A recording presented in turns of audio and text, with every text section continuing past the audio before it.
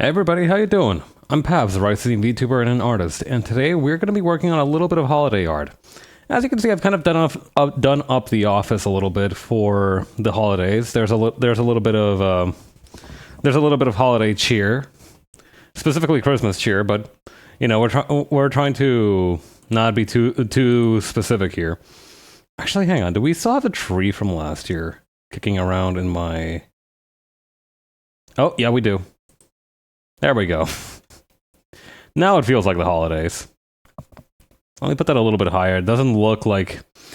It looks like it's stationed below me, which looks a little strange. There we go. Alright. But yes, as I mentioned, we'll be working today on some art for the holidays. I kind of wanted to give it like a Christmas greeting card kind of vibe. Also, I did set an alarm for like... Maybe, hang on, maybe letting me put it up on my computer too. I had it on my phone, say 10 minutes. I'm gonna give myself 10 minutes because I have something on the stove right now and it would have taken too long to delay stream. So I have something simmering on the stove. It's on low heat and it really is just like reducing the liquid. But I do want to be mindful of it. I do want to be wary of it. Okay, let's open up CSV. Actually, what we can work on first is the schedule art. We can do that as a quick warm-up, and then I can go, assuming the time hasn't run out for me. That sounded very ominous. Assuming that the timer, it'll be the first of either, right? It'll be the first of hitting the timer, and it'll be the first of... Either the timer will hit 0 first, or I will finish the schedule art. It feels it has a little bit of pressure on here whenever I have like something happening in the background. That's why I try not to do it too often. Right, where did I leave? Oh, this is the wrong folder. Here we go. God, the beginning of this week feels like it was a lifetime away compared to the end of it. Like, I don't know what it was about this week that has just felt completely... I don't know, I felt like we crammed 2 weeks into this 1 week. We weeked too hard. Me when I'm at the guinea pig rave. Anyway... hang on, I have an idea for how to do this. Could I just look up tree? What about bauble? There we go. God, looking at some of these baubles from last year, this E-Honda one is just tremendously tremendously haunted. Bro's looking up trees. Weirdly enough, not the first time I've had to do that this month. Remember that Panic at the Dojo session where we were like, oh yeah, it's a holiday episode, and I had spent like 20 minutes fucking around on the CSV asset store looking for a tree?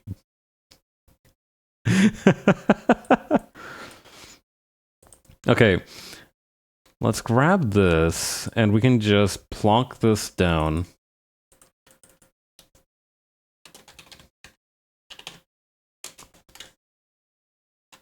Over here. That looks really...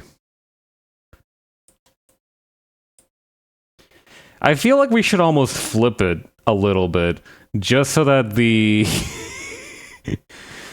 like, there's some really bad ones. Like, the idea for this one is that I'm going to just be decorating the tree. I'm going to be putting up the last baubles. But the problem is, like, there's no kind of area where it's particularly safe. Because if I have it on this side, I get Kaido and friggin... Is that King Crimson? And also that dude from... I think that's Ultraman. And if I do the other side, I have the... I forgot this guy's name. I think you submitted that one, actually, Pearl. Also, hi, Pearl. But yeah, there's no clean victory for this one. Oh well. It is what it is. Where's like the border for this? Not that one. Is the border like all the way down?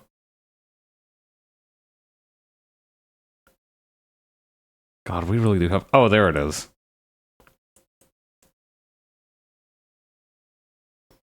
Alright. We are going to invert this selection. That goes from Yokai Watch. That's right.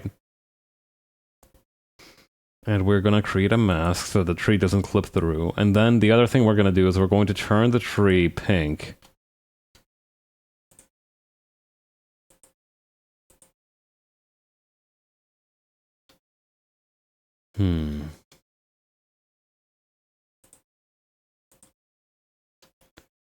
We need a little bit more... Hang on. I wonder if there's a better way we can do this. How much time do I have left before I have to check on my food? 5 minutes. Let's see. Tonal correction, brightness, and contrast. If we bump up the contrast, it looks really cursed. But it should also make it a little bit easier.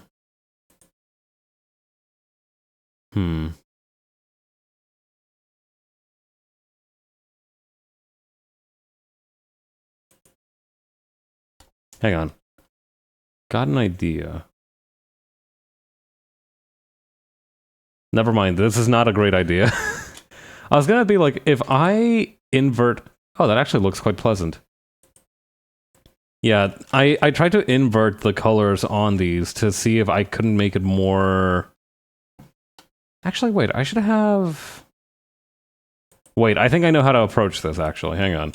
Let me duplicate this one more time, and we can use the convert brightness to opacity. Hang on. Edit, transform, mesh transformation, nope.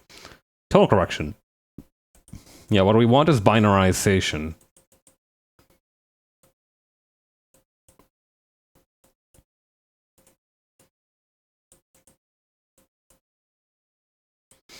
E Honda's menacing ass face. Here's what we can do. We can do 2 of these. We can do one with... Yeah, we can do one like this, and then we can just select it and then fill it in... Or wait, hang on. What we would have to do at this point is to convert brightness to opacity. And then select this, fill it in with black, just to make it a little bit more solid. Maybe a couple times. And then we give it the... Yeah, there we go.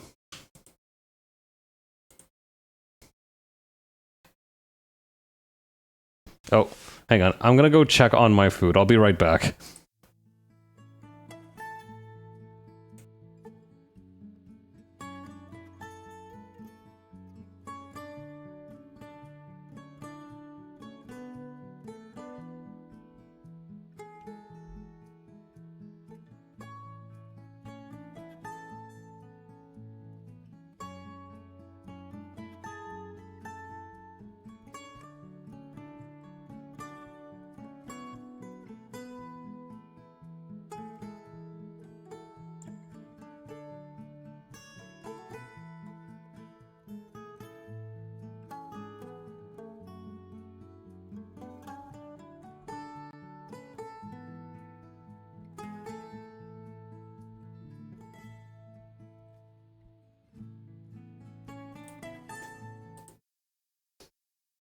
Alright, good news. The sauce has been reducing nicely. It's not fully done yet. I'm gonna give myself like 5 more minutes to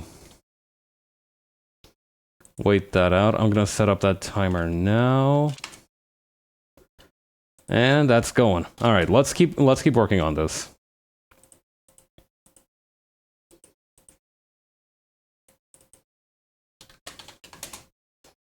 Okay. We also need to turn this one pink.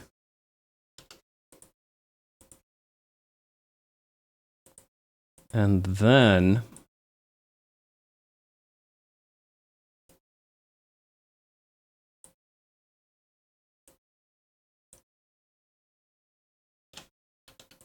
That looks not great.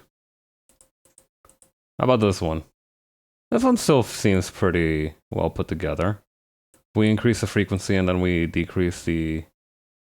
I guess maybe the contrast would be the one to do it. Hang on, brightness, increase contrast. May keep contrast similar? No, that's kind of tough.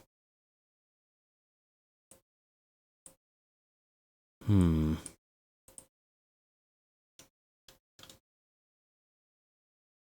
problem is that some of these details are already very fine. What we could do is we could try to select the areas with the tree foliage.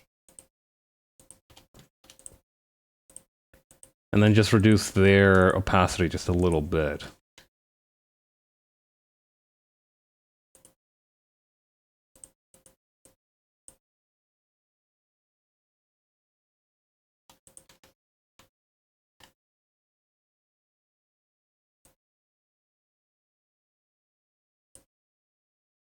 It's a tough call. I'm not really sure how to approach this.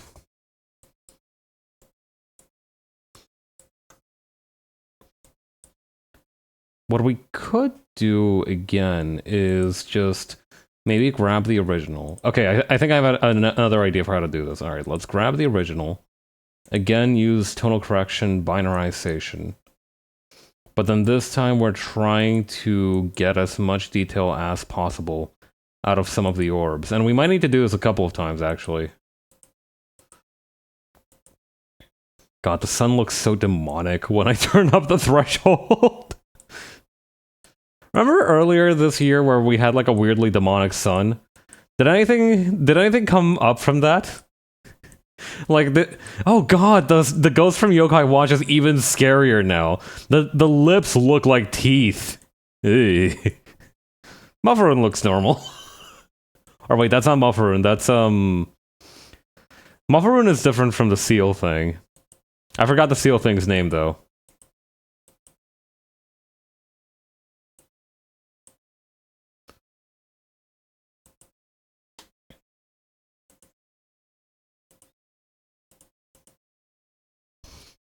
Kururun. Very close. Mofrun, Kururun. They've got a lot of runes. Me when I'm describing the Norse alphabet.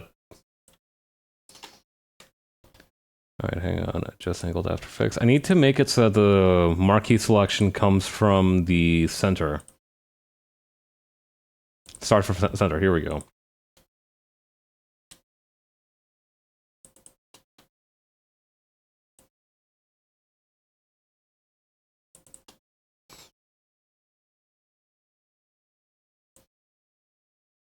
Really feels like I might be overhandling this, but that's okay. Sometimes you gotta give it 110%. For the bit, of course.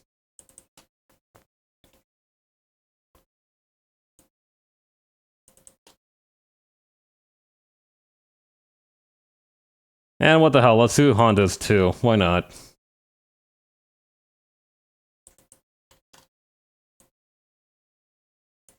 How much time do I have left? I have 30 seconds before I need to check out my food again. Alright, we can work with that.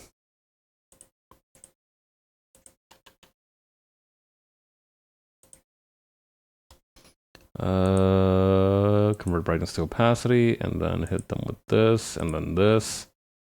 Oh, look at that, that's perfect. A little terrifying, but hey, can't win them all.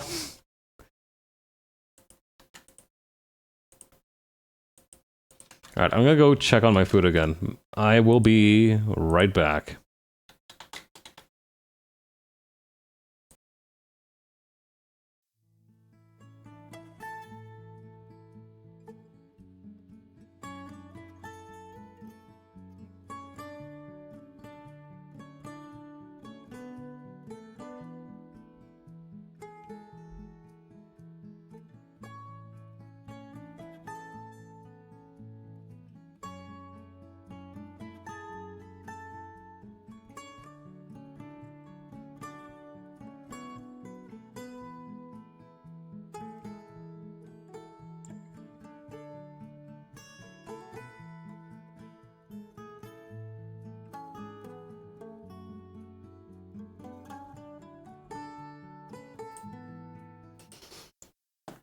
Okay, the sauce could stand to be reduced just a tiny bit more.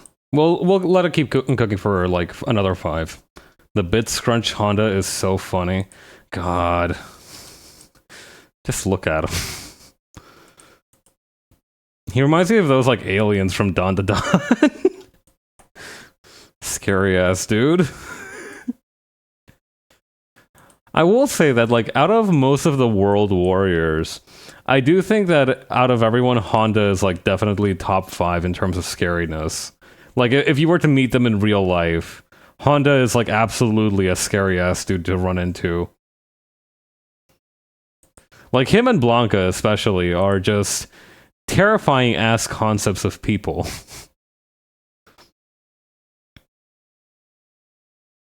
What was I doing? Right, binarization.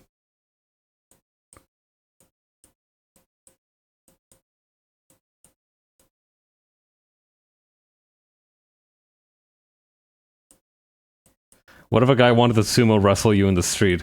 I would be scared. Perhaps justifiably so. Okay, I think from this one we can get Kururun. Who else? We can probably get we can probably get your Cypress. We can actually grab Leo's as well.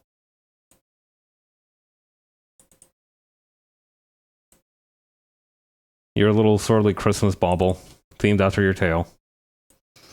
He's probably doing moves that sumos don't normally do, like propelling their body head first. That's true, normal humans can't fly up and across.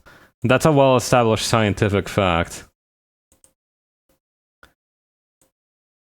I mean, I kind of wish I could. You know, fly up and across, I mean.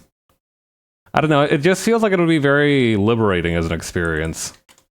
You know how, like, there's that one scene from The Incredibles where Mr. Incredible is fighting that big robot in the volcano and he gets his back cracked open because the robot is trying to literally tear him in half, and then it just like perfectly aligns his spine and he's like, ah! I bet it's kind of like that.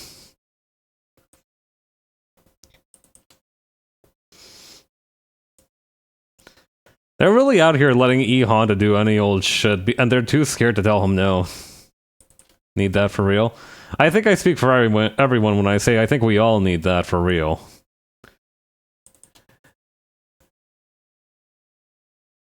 I don't know, sometimes it really does just feel like the right kind of massage could probably fix you at any point.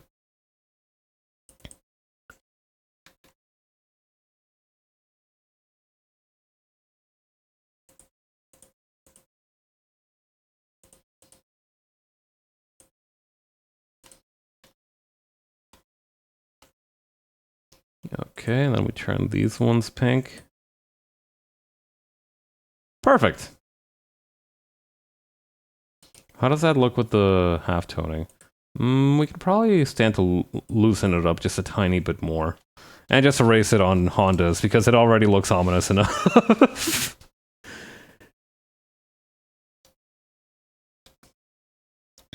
But yeah, no. Sometimes it really does feel like you just need to go to a massage therapy guy and just be like, yeah, fuck me up. There has to be some kind of secret massage jutsu that you people are taught to do. I'm pretty sure that's how chiropractic got started. Like everybody saw these people being popped like popcorn kernels, and we're like, that. I need that. Like they saw this guy being violently jerked around, and they were like, I dig it. I dig it. I understand what you're doing. I see it. I like what I'm seeing. Realign my bones with Seuss, man. That's my number one, like, demand for why humans need to evolve, like, Dune style and be able to exert 100 kilogram. This is why we need to, like, real life people to become Baki characters. Alright, I need some dude with 100 kilogram grip strength to just realign my bones from under the tissue. He'll be digging in there like I'm some kind of old vintage car, and he'll be like, gonna have to replace this part.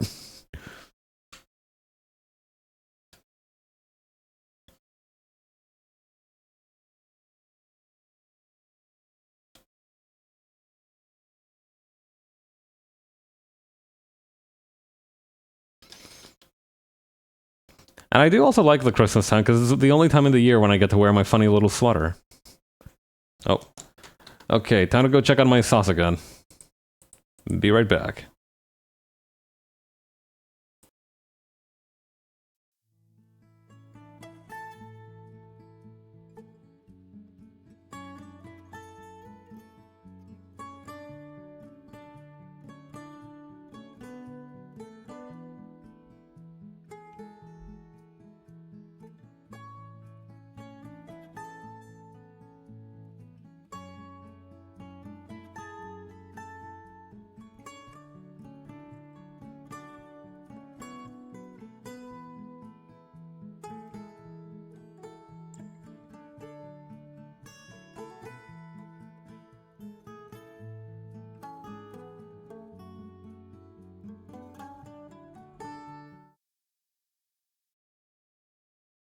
Okay, another 5 minutes to the clock. Because I've put the lid on it and turned down the heat, it's simmering way slower than I thought it would. But that's, you know, I prefer that to it being burnt. I knew the Baki fighters could get a decent career as a physical therapist. That's true. God, it's really funny as well because one of the first dudes, or well, one of the earliest fights in Baki is against this super fucked up, like, doctor that at first Baki's like, oh man, I don't know, I feel very morally conflicted about breaking the bones of someone who saved so many lives. And then there's like a bunch of people who come in from the hospital that are like, Mr. Baki, sir, we're that guy's patients, and we can attest that he has done some crazy, unethical physical experiments on us to test the extremities of human limits. We need you to kick this guy's ass. We will pay you to kill him. And Baki's like, well, suddenly I'm much less morally conflicted. Really good arc, and then Bucky just beats the fuck out of him. And that becomes a relevant point too, because I think that's a night that like Dopo fights friggin' Yujiro during that night, and the doctor's like, oh man, this dude is, and obviously Dopo gets messed all the way up because it's fucking Yujiro Hanma. But and the resident doctor's like, oh man, I don't know if I can save him, you guys. He's like missing a lot of blood. And then the other doctor who has most of his blood missing is like, I can save him. I could probably save that guy. I'm a really good doctor. And so he saves Dopo's life.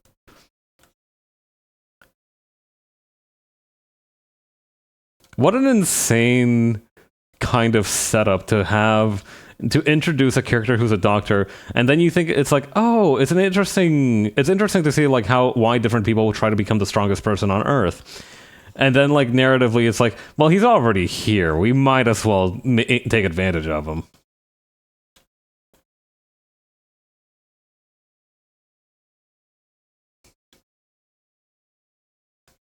You know, we went through all this effort to put him in the ring.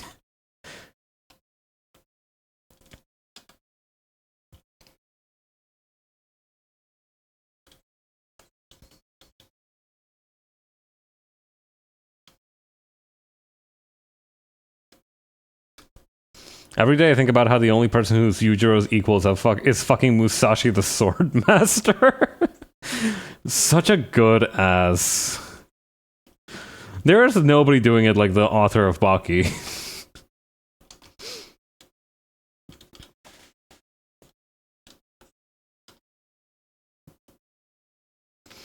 Just such a legendary writer in terms of just insane shit that you can put into a comic. Like, it genuinely does feel like this is what comics should be about. Just like having nearly impossible scenarios and just saying like, yeah, and now these two guys are gonna fight. How's that for awesome?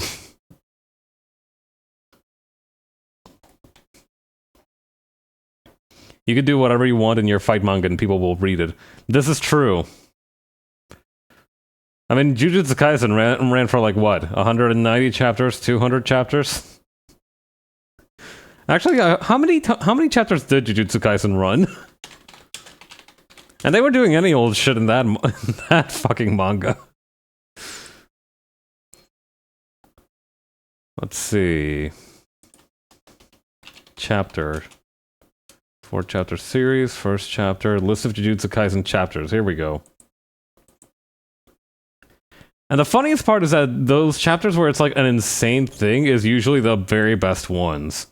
271 chapters to Jujutsu Kaisen's name.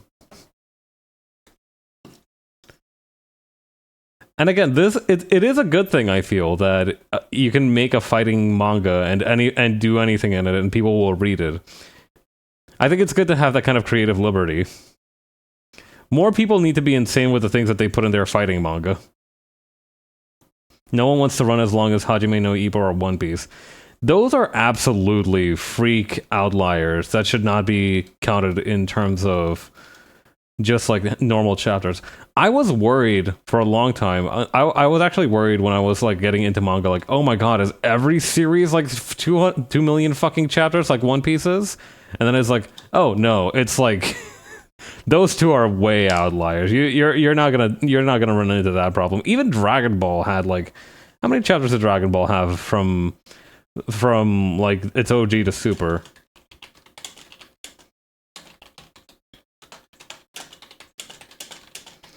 Ippo running regularly since the 80s is wild. It is such a frightening concept. 519 chapters. Running from, let's see, March 12th, 2003, all the way to, wait, March 12th, 2003. That can't be right. Oh, that's the English release. Okay, no. Japanese release, September 10th, 1985. And then last volume was released August 4th, 1995. So that is that is exactly 10 years, actually. That is almost exactly 10 years.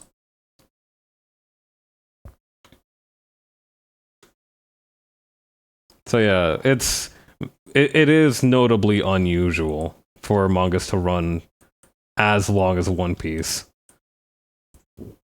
And I do think that is a good thing to some extent, because you don't want these dudes, you don't want the same guy working on the same manga for 200 plus years.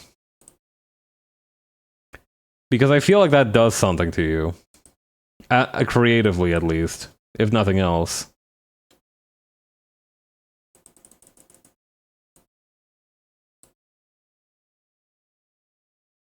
Why is it getting so thickened whenever I try to hit it with a thickening tool? Like, it should not be this thick. If I use the narrow down tool...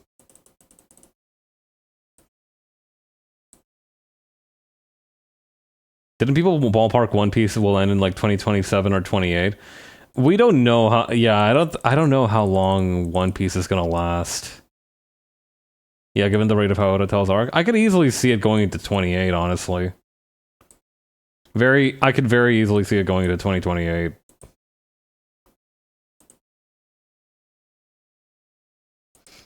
God, yeah, have we been in Egghead since 2018? Or like, I guess the final saga. I know like the chapters that begin with Egghead are supposed to be like the final saga. Like we're in like the end game now. Wano was supposed to be like I don't even know where Wano was supposed to fall. I don't know what we expected Wano to be, but it's been going for like a while. Or it went for a while. It's done now. Wait, actually I have an idea. What if we use narrow and then at least 1 pixel for all of these? And then we use the thicken tool.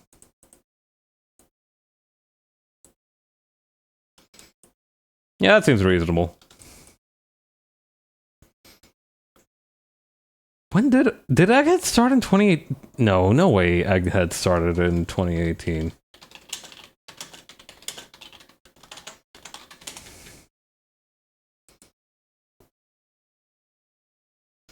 Yeah, okay, let's see. Egghead arc is the 32nd story arc of the manga, the first story arc of the final saga, and the 9th story arc of the second half of the series. Started 2022. Okay, cool.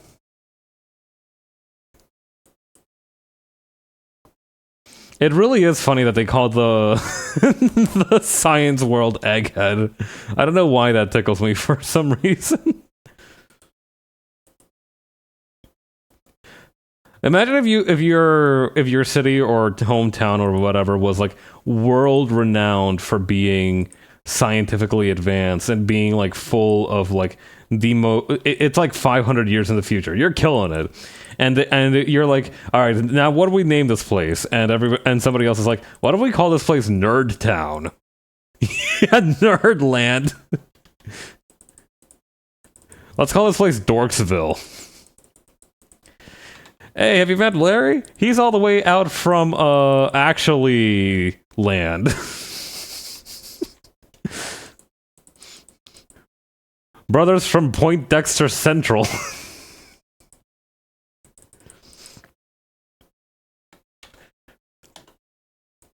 Oh, me? I'm from Four Eyes territory. All right, we're done. We're just about wrapped up with the stream schedule. I'll figure out what I want to stream on and which days. I need to go check on my sauce real quick though. I'll be right back.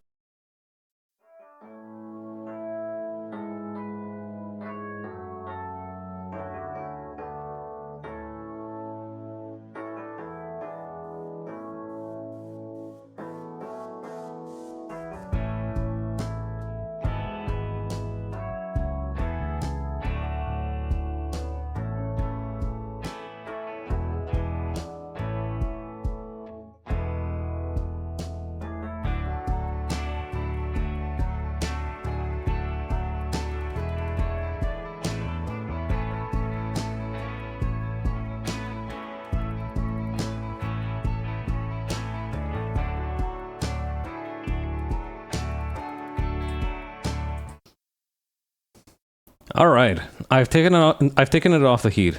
The sauce has been reduced a lot by now, so whatever heat's in the pan still should be. Ah, fuck! Don't scare me like that. I've done a lot of insane things over the course of my streaming career. Come to think of it, I'm always worried, right? You know, sometimes you look back at your actions and you're like, you know, I could have gone harder, couldn't I? But then I remember I did things like turn Honda's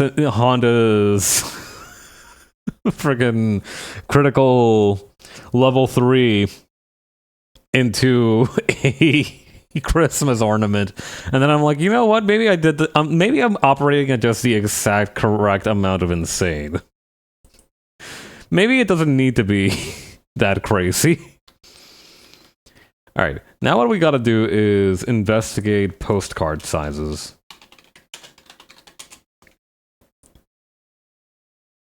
Let's see. Letter post size and requirements from Canada.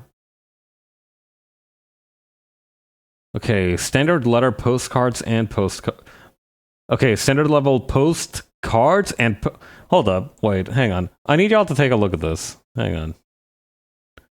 Where's the web browser source? Here we go. Okay, so hang on.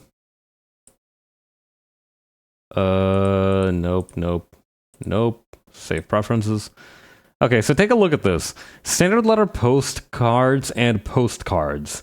There is one with a space in between the letters, in between the words, and one without. What is it? Hang on. What is the difference between a postcard and a postcard?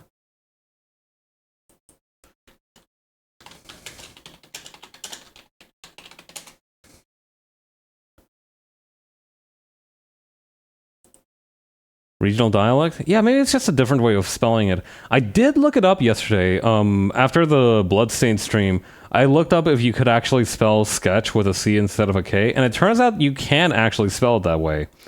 It's not very common, but it is. You can do it. Terms postcard and postal card are very similar, as the two objects described by those two terms are very similar. A postcard requires the sender to add postage before mailing the card. A colorful picture is sold at souvenir shops for vacationers to mail home. Okay. After greetings are written and the card is addressed, a stamp must be affixed before the card is mailed. A postal card, on the other hand, has postage imprinted upon the card by the postal authority before the card is sold. Such cards are normally sold at post offices. Huh, okay. So a postcard with a space in between the words is a card that has already been paid for. It's like a postcard, but it's already been paid post for. I have not found out the letter sizes that I needed, though. Let's take a look. Okay, length, width, thickness. Wait, hang on, this is really funny, actually. So, minimum thickness is 1.8 millimeters. Maximum thickness is not applicable.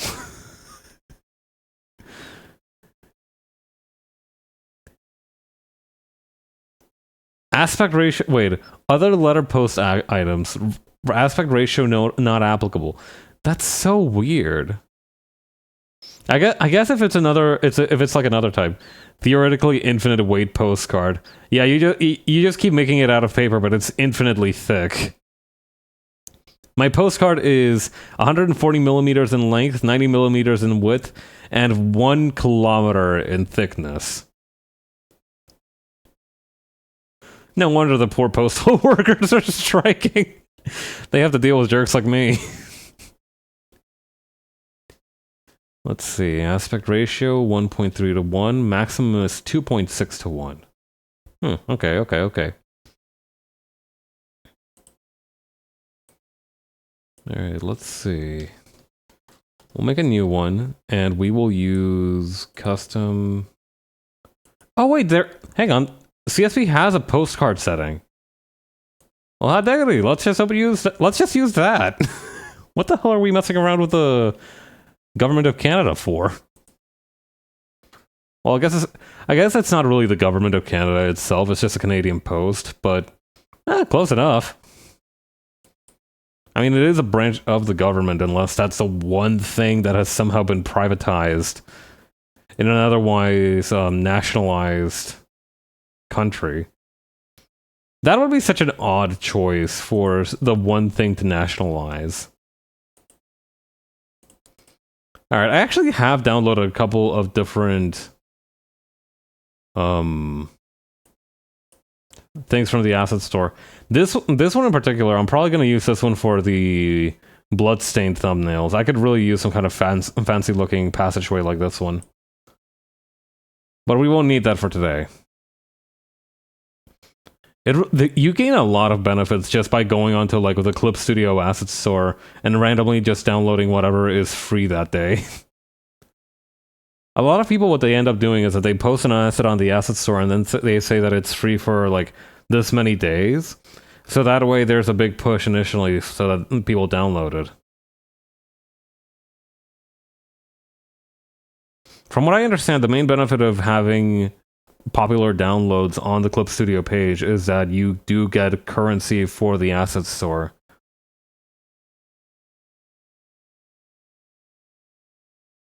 I swear we had like a home interior. Maybe we filter for 3D object and for all materials. What about a 3D background? Is there one for the inside of a home? I mean, there is one. Let's keep looking around though, just real quick.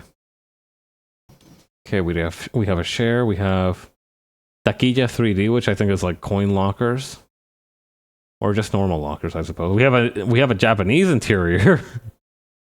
But I don't think that's going to be applicable to us.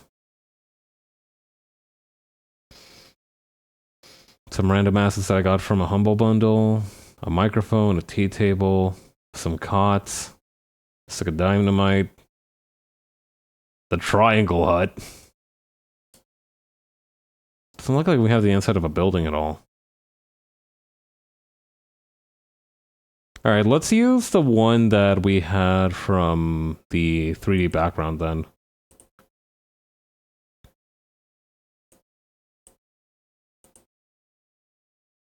Gotta download from the asset store first though. I'm hoping to give this one a similar vibe to that Valentine's card from... I'm not sure if it was earlier this year or later in the year. Or earlier in this year or late in... Not even late in. Either from this year or from last year.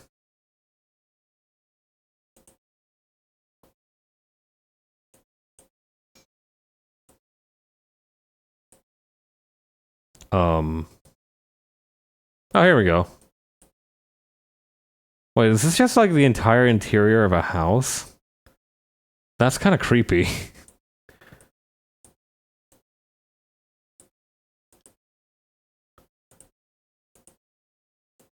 They've even got a couple of angles. I said that, wait, why are we doing a 3D house tour? I'm trying to get the inside of a house for the greeting card. Hang on. Can we reset the camera? We're in the void. I don't even know how to put this. All right, hang on. Let me reset everything. Let me undo adding the house.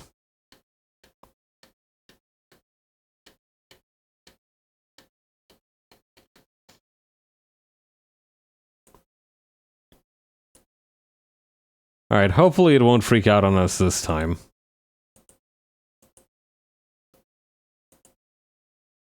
Nope. It's still freaking out. Traps you in my house dimension. Oh my god.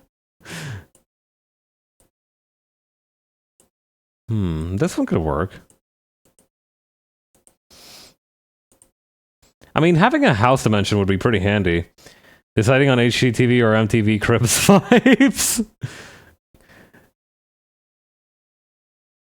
We got some slippers in the front. We got some planned for some greenery. Not bad at all. I think if I'm hosting the program, it's probably definitely gonna have more HGTV vibes. I know myself better than anyone that I don't have the kind of ability to hype up spaces that you would need for MTV Cribs. Remember that dude who plagiarized the oof sound or took credit for it or like who did make the oof sound or he popularized it in whatever game it was originally from, and then it turned out he faked an episode of MTV Cribs. What the fuck was up with that? Was MTV Cribs really that prestigious? Was it like a badge of honor to that extent? The shadows in this place are fucking me up. I'm in the inverted... I'm in the back rooms of this house. Can't see shit up here. This is supposed to be the second floor, I think. Yeah, like this is supposed to be the second floor, and this is where you would come into the second floor from the first floor.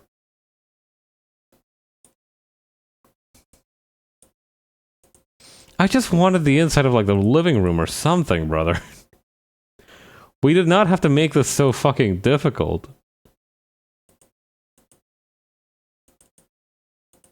Hang on.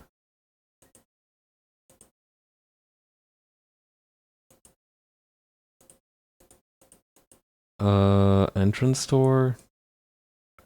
Why do we have sliders for the entrance door? I'm so... Oh, there's also a nighttime version of it. Playing My House.What in clip. That would make for a fascinating stream. Possibly. We don't even have this... Hang on. This is the canvas. This is like where we're supposed to be looking at if we're watching the... if we're going by... what do we actually want to have in frame? Can we just go into the living room? Please? Please, no more dark magic bullshit. Please, no occult shit and teleporting me into different rooms. Just the normal living room is fine. Please? Can I move the couches? I bet the motherfuckers who know how to use MakerCat or whatever don't have to deal with all this bullshit.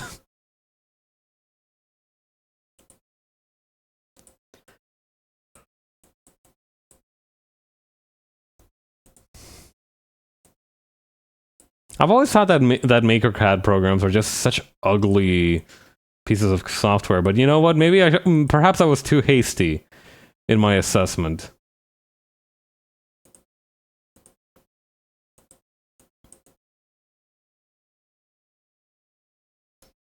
Where the fuck am I? Okay, here we go. Okay, I know how to handle this now.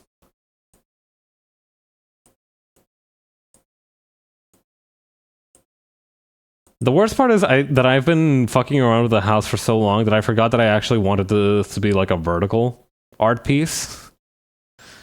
So if I rotated this by, hang on, convert the text layer or 3 layer to raster layer, do you want to proceed? Oh, what the hell, why not? Vertical house. Yeah, no, the real horror was the house we explored along the way, unfortunately. Which, hilariously enough, was in fact the plot of A House of Leaves.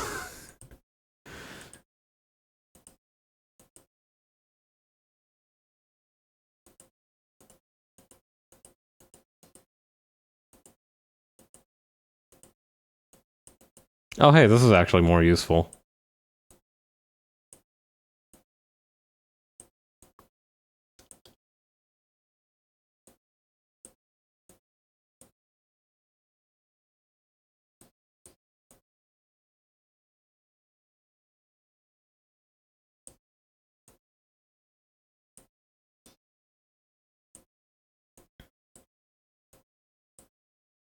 Only there was a way we could get this second couch out of here.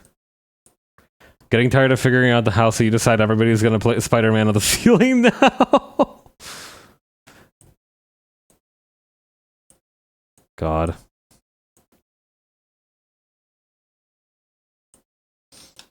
This is really dumb. I'm just gonna use the individual assets. Forget this.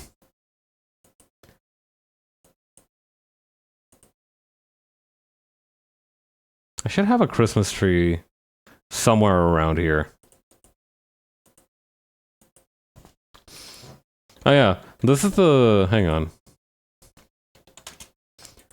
This is the cursed flower pattern on the back of the outfit from the Bloodstained stream. I'm going to do a more detailed explanation of some of the design stuff that went into making the thumbnail at the end of the series, but I'm very happy with kind of the amount that I got to do with it.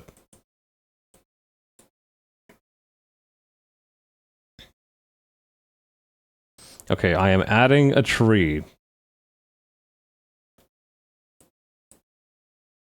The sun. This dehydration ain't shit. Okay, this is considerably slowing down my computer, so I don't think we're gonna use this model of a tree. Who needs 3D models? I'm gonna use my imagination.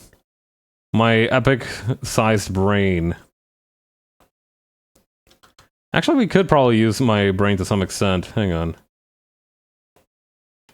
So we can select everything. We can decrease by a little bit to create a border. Because most postcards do have a border.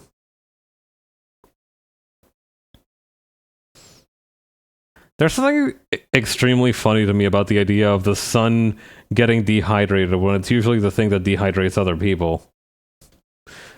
How's that for a taste of your own medicine, patron?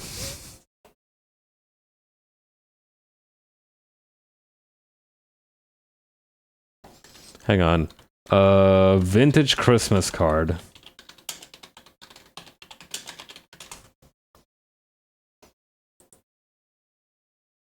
Oh no, some of these do have more... some of these don't rock the border.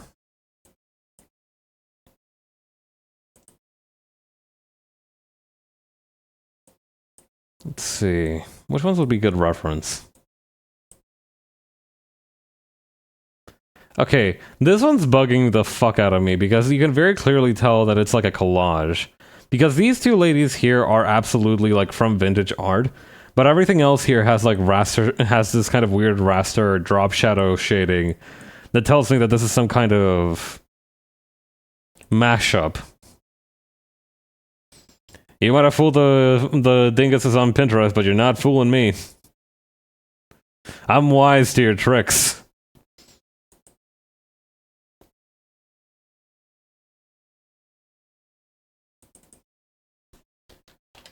Hang on. Family Christmas card.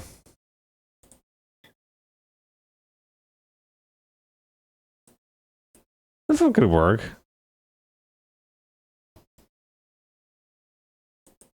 Some of these are actually really cute. Hang on. Like this one, this one's just precious.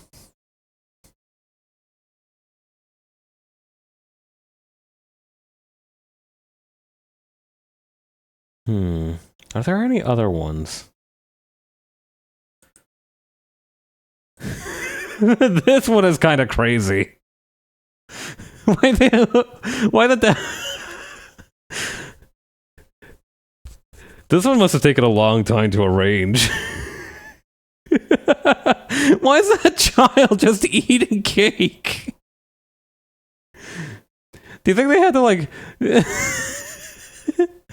Do you think they had to like tell the kid like, you know how dogs on movie sets are trained? Like they had to tell the kid, all right, son, we need you to not eat this cake, but then you pretend to eat it. All right, you don't actually take a bite. You just look like you're taking a bite. All right. Good God. Anyway, we're not going with that. I don't think. I'm not even kidding. Sometimes my parents did actually have to like coach me on how they wanted me to take a picture because I would just not be clicker training the child. That's a bit much.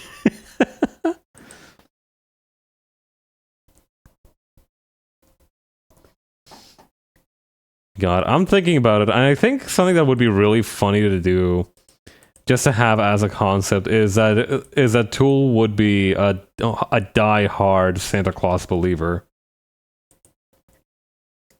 I do think Tool thinks that Santa Claus is real.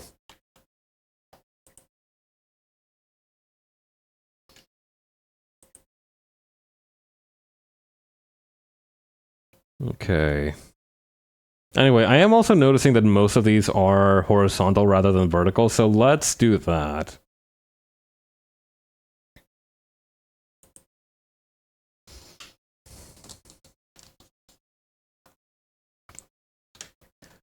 And actually, hang on, I have an idea. For kind of the idea of the pose. Have you guys seen this picture?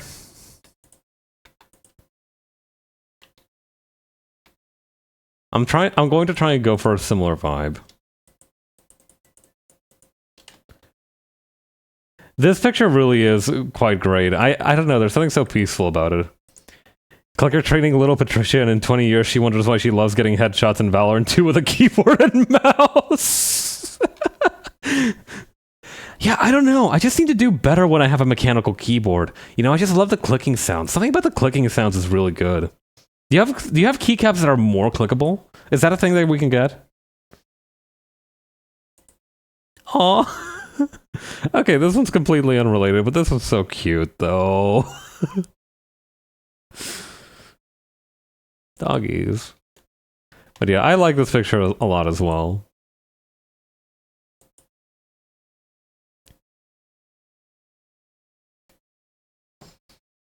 Okay, let's see.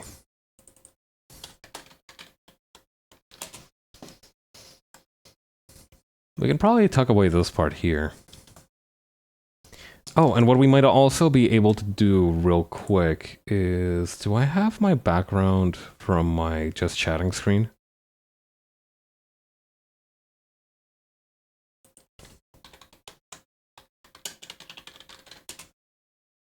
Yes, here we go.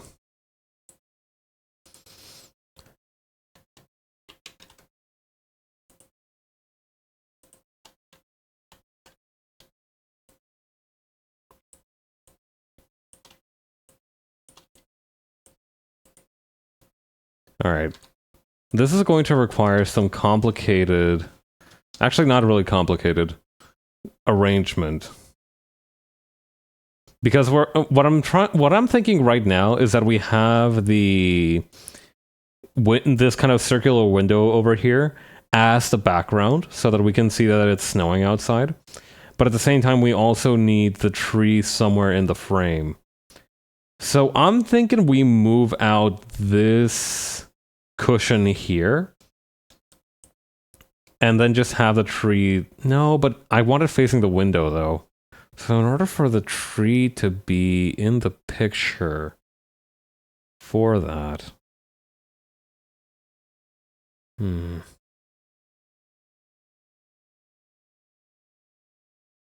I'm overthinking it. After all, there are other parts of the place where I stream from that I don't show on screen.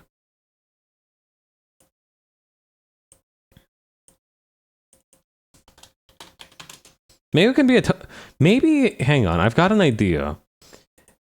I originally wanted to use the tree that we made last year again for this postcard, but maybe we can go in a different direction.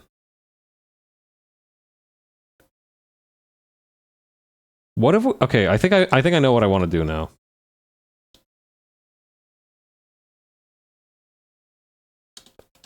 All right, so here's what we're going to do. We are going to have first of all, let's set up the rule of thirds lines.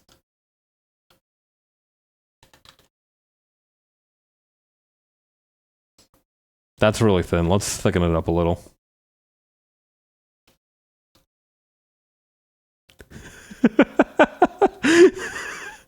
It reminds me a little bit of like a really well done sewing.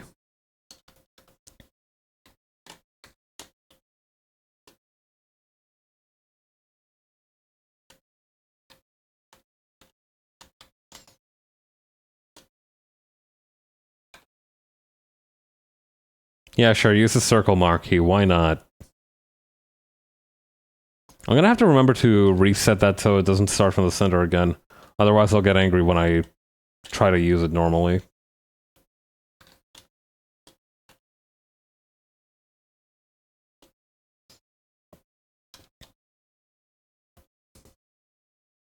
Okay. So here's how we're gonna rock this. We are going to get rid of the border first. Or actually, no, maybe just make the border semi-transparent so that we are aware of it, but don't necessarily need to be beholden to it.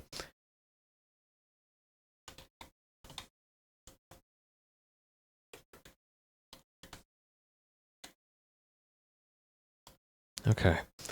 So we're going to have the window over here.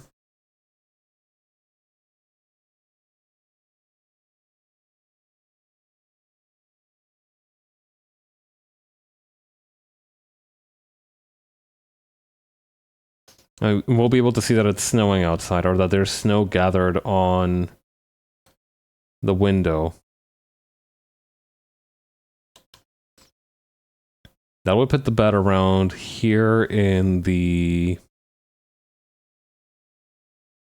bottom thirds.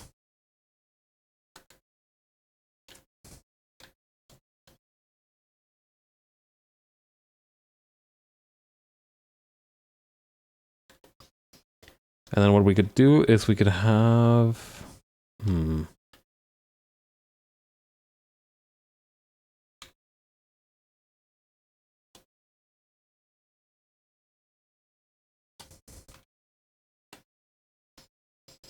Maybe a little bit higher than the bottom thirds.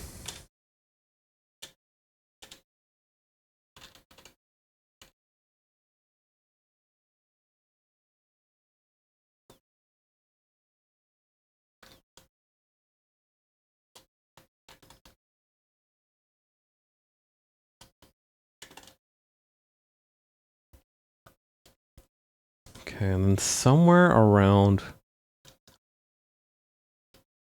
here, let's say, we'll have this desk that's up here.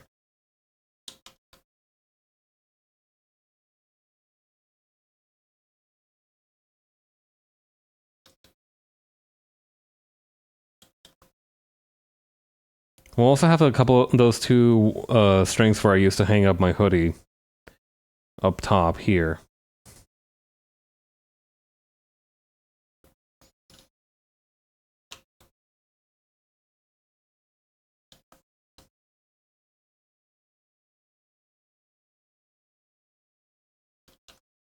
What else? What exactly do we have in here? We have the screen, we have the trackpad and some buttons, and then we also have the case. So let's just add those.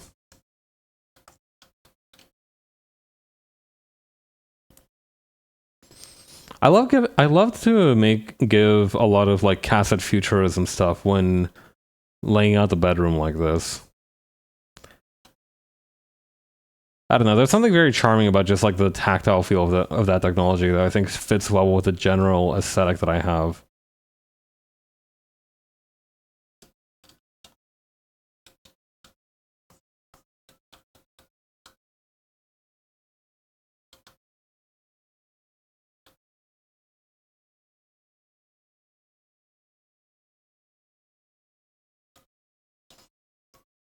Okay. I'm not a fan of how many sirens I've been hearing all day.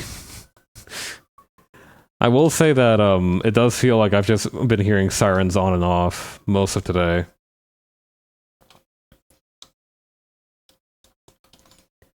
Which isn't impossible, me when I'm a sailor at sea. Yeah, mateys. Do you not think that perhaps the number of beautiful women singing we've been hearing may perhaps be a symbol of some kind of nefarious plot? And then like the other guys are like, this scalawag's talking rubbish. Keelhaul his ass immediately.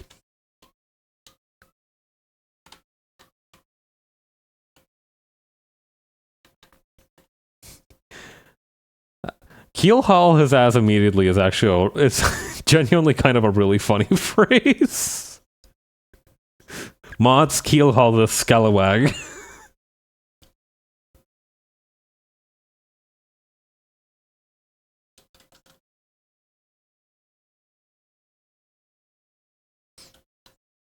Mods reduce his rum ration. Get his ass out for sailors. Mm-hmm.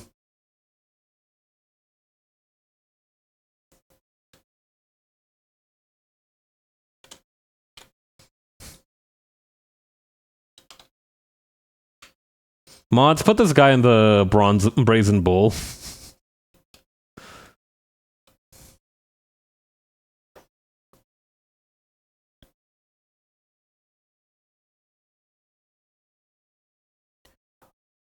Mods, feed this guy's IP address to a mycelium network.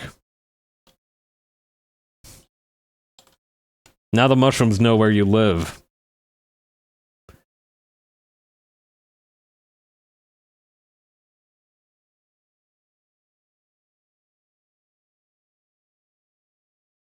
What the? Okay, maybe we just get rid of these lines and then try to rework it on our own.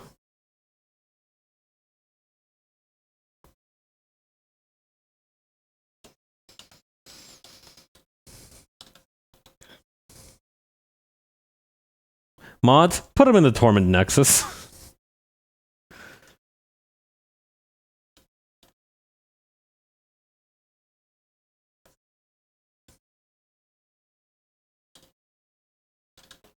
It really does feel like it's been a while since I've done anything with like the supposed place where I live, though.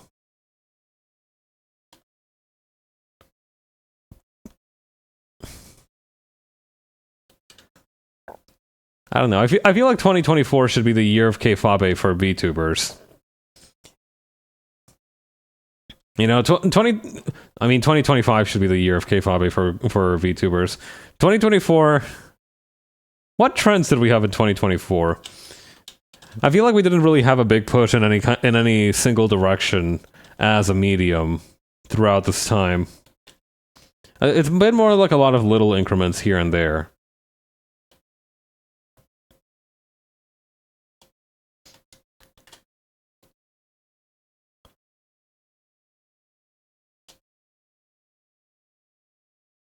I feel like in like one of these days that doobie woman is going to just release like whatever the equivalent of VC Phase 2 is going to be.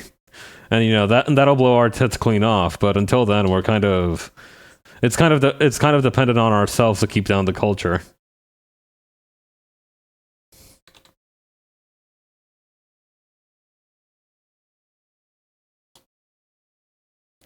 I don't know why, but I feel like 2025 is going to be a wild year for VTubing. I do actually think I do think we are due for some kind of like big shakeup. In fact, because if you think about it, the VTubing boom happened during the pandemic, right? 2020, that was kind of like when all this shit was getting started for most people. That's like when all the big names became more or less established. And of course, there's people who are gaining a lot of recognition very quickly these years. You know, and anybody can go viral at any time. But broadly speaking, the majority of people started sometime in 2020, 2021, and myself included, in fact. That's kind of when I started, near like October of 2021, or actually October 1st, 2021, if we want to be super exact about it. So I don't know, I do feel like we could probably... This is kind of going to be the period where it's most like anything else, a proof of concept that it can outlast this kind of initial bubble. And I do think it can. I think there's been good evidence that it can already. On account of the fact that really VTubing isn't like, you know, some kind of trend like say the blockchain was, where, you know, once people realize it's worthless, they'll just switch to whatever new thing is floating around. You know, it's a new medium that was created, that was cultivated, really. You could say that it was created a lot earlier than, you know, 2020 or whatever. But, you know, this is kind of like when a lot of the culture around VTubing was kind of codified. So I do think you're onto something in that 2025 is going to be a big year. It's going to be like the 5-year anniversary of like when most of this started becoming a big deal.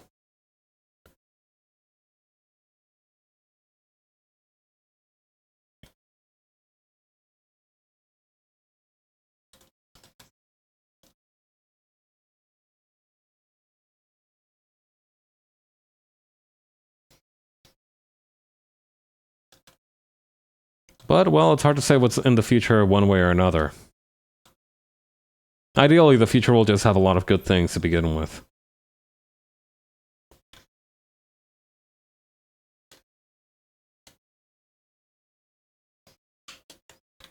But yeah, I am hoping that at some point somebody does release some kind of 2025 Year of the Gamer. Whoa! Bet. Year of the Gamer for sure. Especially because a bunch of different titles are being either re-released, enhanced, or whatever. Like off hang on, rebuild of off is happening sometime next year, from what I can tell. Or it's planned to be released sometime in 2025.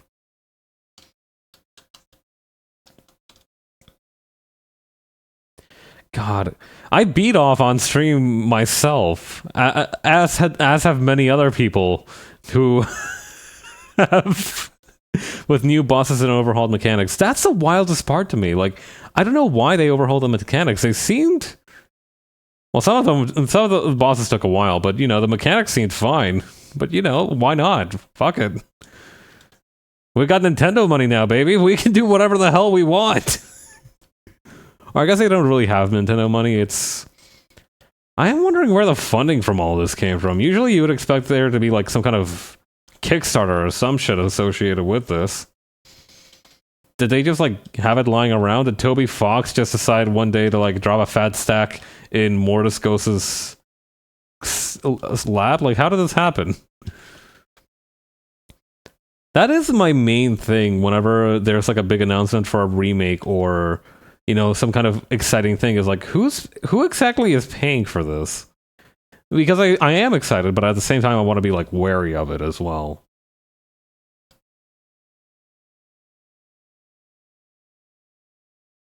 Because I don't know how much money exactly Mortis go... Off is free. You can play off... You can beat off for 0 money any time of the day you'd like. But... I guess merch sales?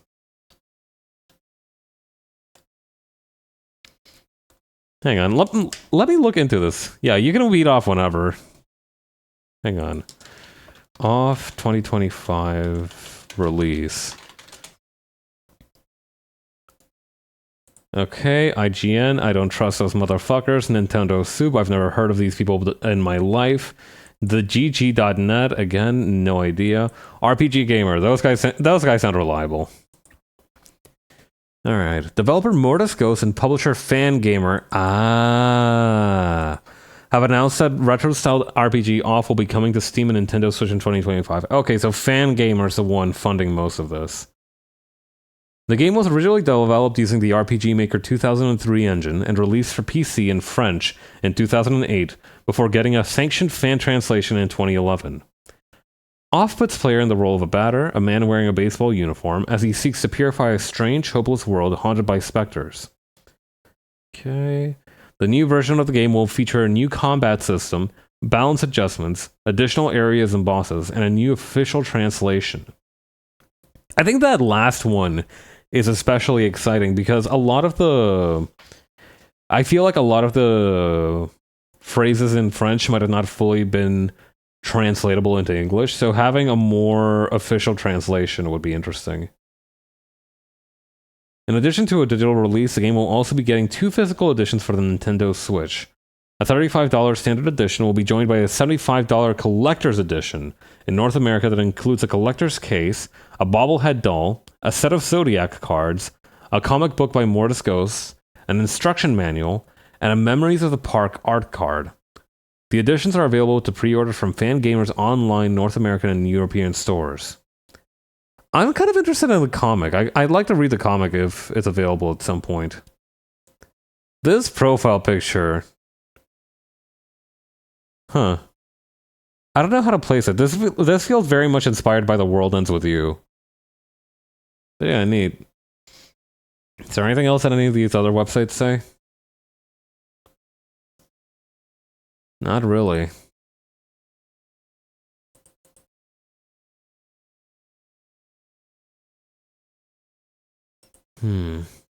Most of these seem to be similar amounts of information.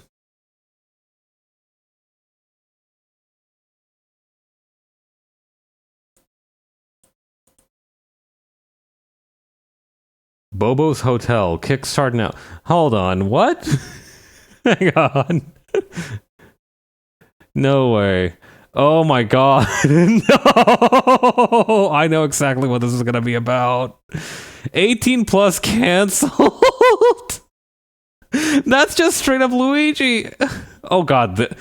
I don't think I can show that on stream. Oh god. I saw a head bobbing. And I know that we gotta click away from that shit. Hang on, I'm going to turn off the source and I'm gonna scout ahead. Oh yeah, no, I could not have shown that. Okay, yeah, no, this is just straight up this is straight up Luigi's Mansion, brother. You can't do that. You can't do that shit, man. Future DLCs, digital game guide, 6 backers. Oh, man. Digital art book, safe for work, $85. Digital art book, not safe for work, $90. You pay exactly 5 additional US dollars to see a titty.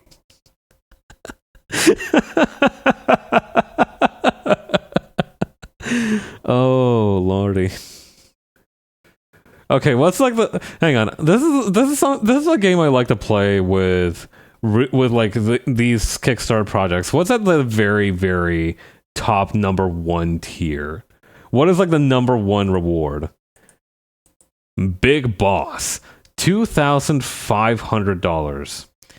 You will get all the previous rewards from the previous tiers and a custom game build that only you will own. Oh god, I'm not reading the rest of that. That is quite a lot.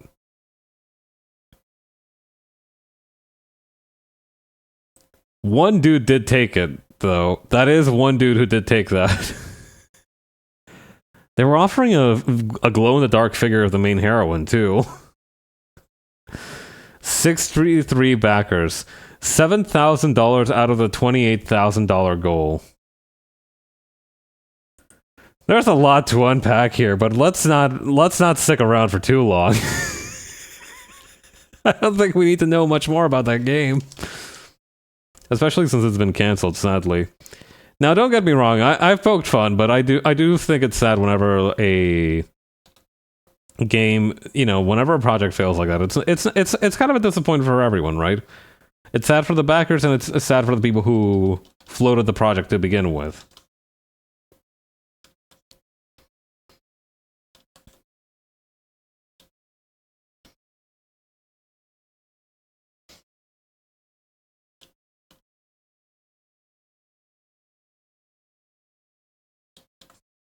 Not to mention, this does also technically count as sticking it to Nintendo.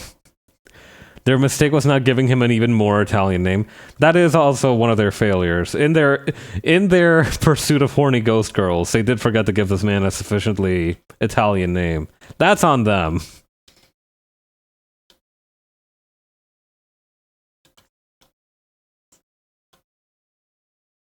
I'm gonna add a few little presents over here.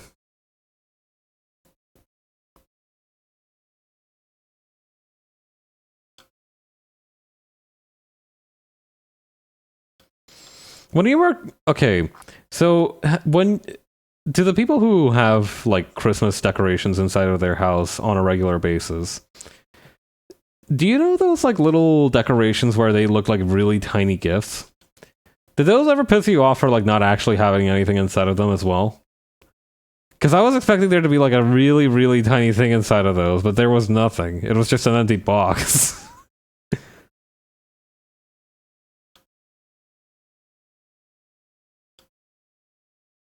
The box that mocks me, exactly.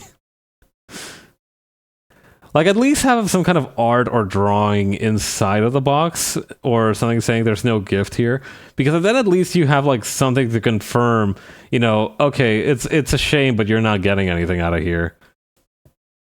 Filling the fake presents with fake fruit. Level 900 misdirection.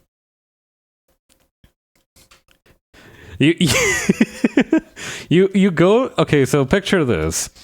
You're trying to go robbing on Christmas. You're like those motherfuckers from Home Alone who are trying to steal from the rich people's families, the better off people's families, during the time when they're going to be away on holidays and out of town, and they're not going to have anybody watching over the house. Miraculously, there's no 10-year-old who's trying to, like, sap you to death with whatever he can find, and you manage to get your hands on the Christmas ornaments. And you open up the presents. There's fake fruit in there. You shrug. All right, I guess this house is a bust. And then you accidentally trip over the counter, and you find that it's made out of cardboard. You start panicking because now it feels like you're being like pranked.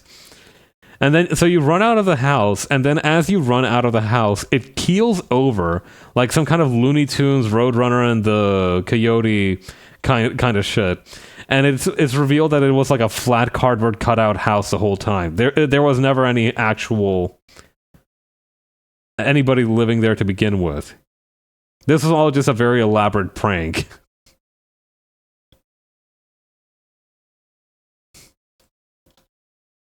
You look down in horror at your own two hands that where you tripped onto a puddle, and you find that they too are cardboard and are now slowly wilting away.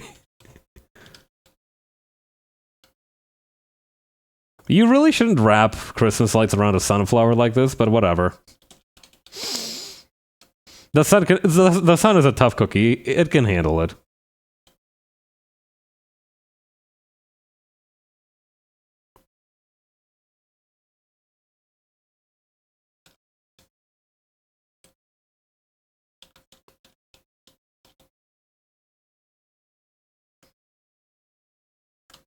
Okay, and it's gonna go around like that. What if reality was secretly a soundstage? Hey, I think this happened to my friend Truman. The thing is that the Truman Show's most fucked up part is that it was in fact like a real place. Obviously the people their jobs were like... the people who lived there had fake jobs and fake lives and whatnot. But all the construction and everything was real. It was designed to act like a real place. It should have, for all intents and purposes, been part of like the U.S. Bureau of Census.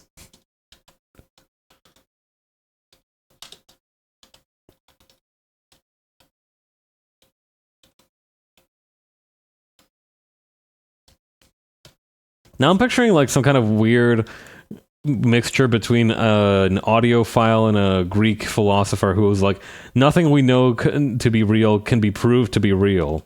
All of it is just like a... All of it is just a facsimile created by feedback from your Grado headphones.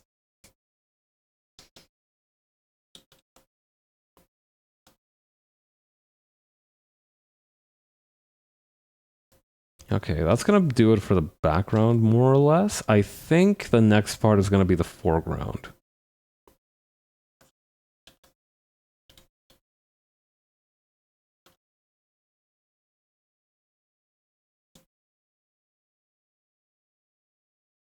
They should remake the Truman Show movie with Jerma. How do we know that's not what's actually happening? How do we know that that's not the real thing that's happening? That's not the real prerogative behind Jerma's operation. The continued existence of the entity known as Jerma.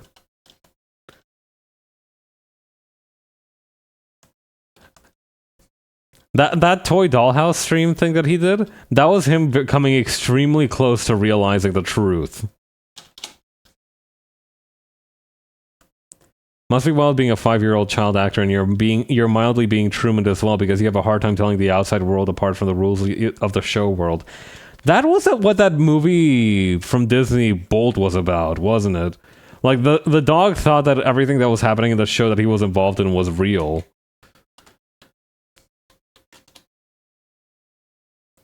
Knowing Mr. Beast, he'd put out the offer to buy a family's child for this. Yeah, that's gonna be our last line of defense, is denying Mr. Beast the ability to Truman Show a child. I put this 5-year-old in a simulation of reality for 18 years. At this point, I am picturing Mr. Beast in some kind of New Vegas style Mr. House contraption that's extending his life unnaturally, and now he just looks like some kind of mummified husk, but he's talking through a screen, and he have the epic rap battles of history pose and face and everything on the screen instead of his actual face. Or would he have the logo? No, wait. He has a VTuber avatar that's using the Fortnite model of himself as the thing speaking. Mr. Beast gets a de-aging ray so he can Truman Show one of his friends. That's that's just a fucked up idea, but he would absolutely do that.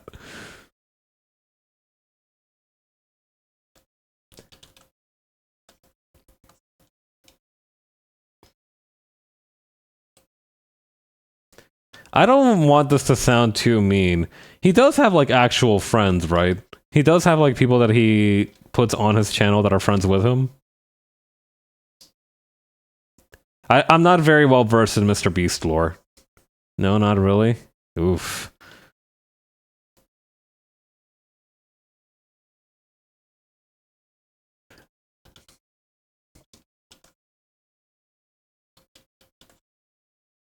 He's dedicated only a single hour a week to his girlfriend.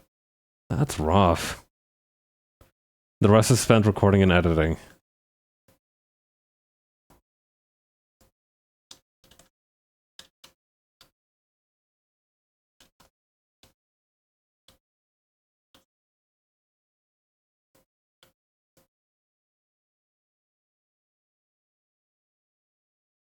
Okay, then over here.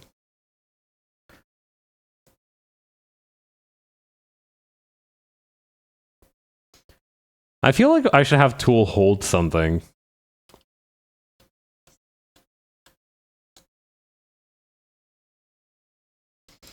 Okay, I know you guys objected to me making real-life Squid Games or whatever, so I'm going to prank my bud by wiping his memory, turning him into a child, and putting him in this $5 billion dome village.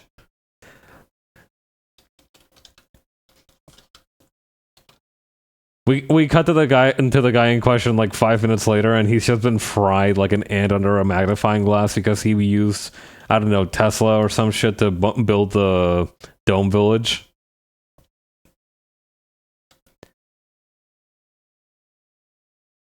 I do fully believe that if we let, like... I do believe that if we let like Elon Musk or whoever the fuck design like a moon habitat, like we're gonna like send a moon mission like 5 years later to check what happened on the old guys, and all of them will have been turned into jerky by the moon's rays, or by the sun's rays filtering in through the glass.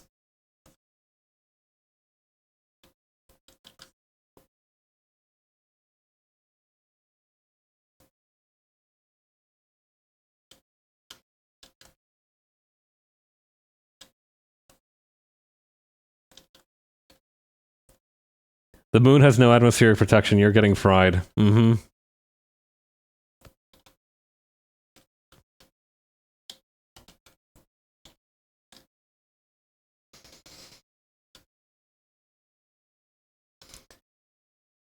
I'll have Tool holding a present, actually.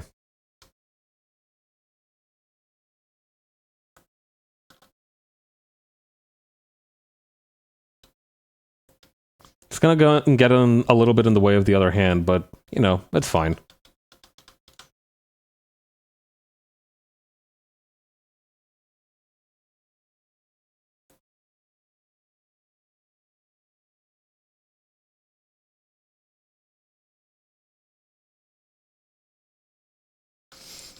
I kind of want to read that book, The Martian. It seems like it seems like it's kind of like a... It's got some hard science fiction to it, which I'm a fan of. That's kind of why I liked reading through Dr. Stone back in the day. You know, every single time he did something, he had to explain, oh, this is the scientific principle behind why this is going to work.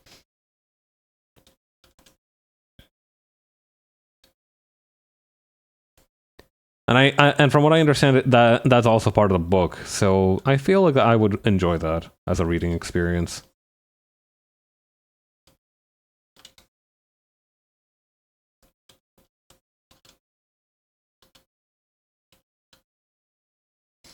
Hey guys, we made Cell from Dragon Ball real. Now run. This is a promotion for Dragon Ball, the Breakers. All citizens who died were paid actors. They did get eaten for real, though.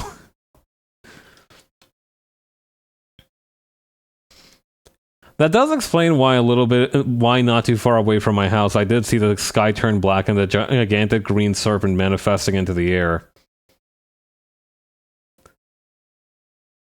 I thought that was just some neighborhood kids messing around with illusion magic, but, you know, I guess it would make more sense that they summoned Shenron to bring the people back. After the wrathful rampage of, you know, Beast Cell.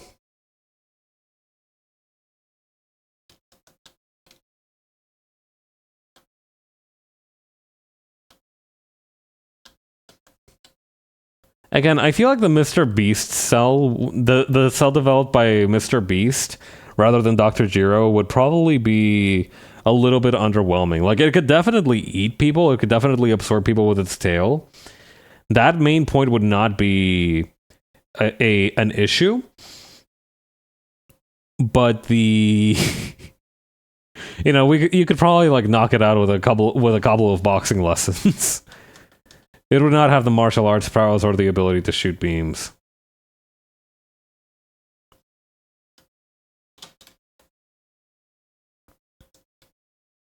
Also, I would have to be standing on some kind of support platform in order to make this angle real, because I'm not taller than Tool. We're the exact same height.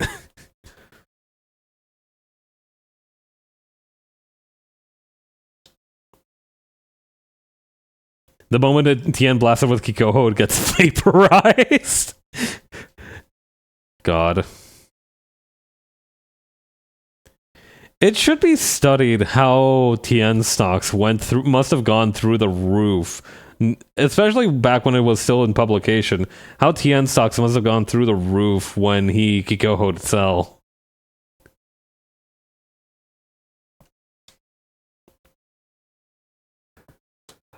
Like, being a Tien Glazer during that era must have been hell, and then suddenly you're feasting.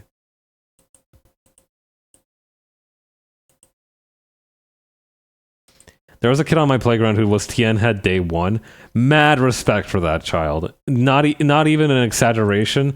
That child is That kid is ahead of the curve because I was growing up, right? I was always the guy who was like, "Yay, Goku!" Or I was like a dyed in the wool number one protagonist shiller. We couldn't believe it and talked about it after that episode the next day. That's crazy. I love that.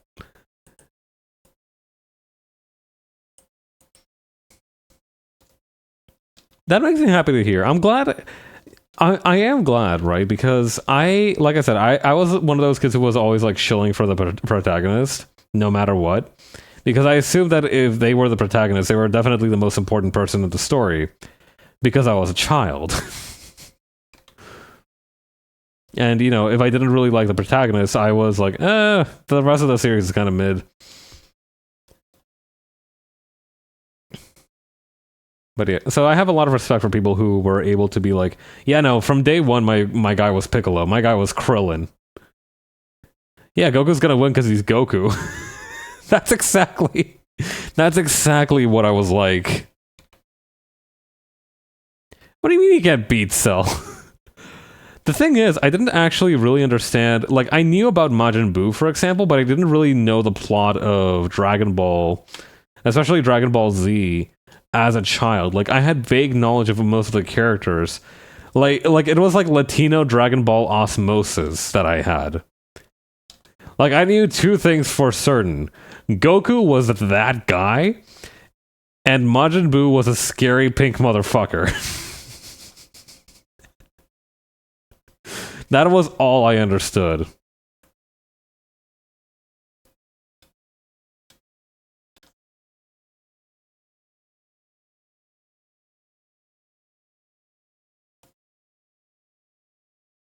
Majin Buu was if they gave Patrick star beams.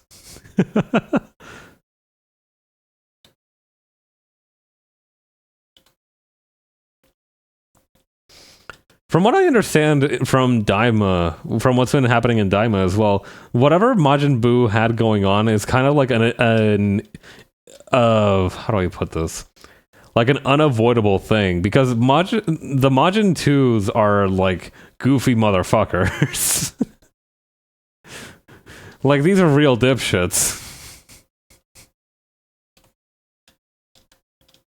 And I'm really glad they went with that direction instead of making them again like these eldritch superpowered beings, because I feel like that's still playing really well into like the direction that Daima is trying to go for, which is not being too serious about itself.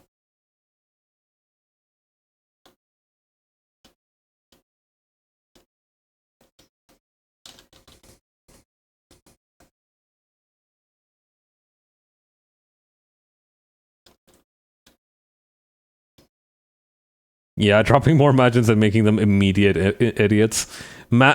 In just without a hint of irony or sarcasm, masterful gambit.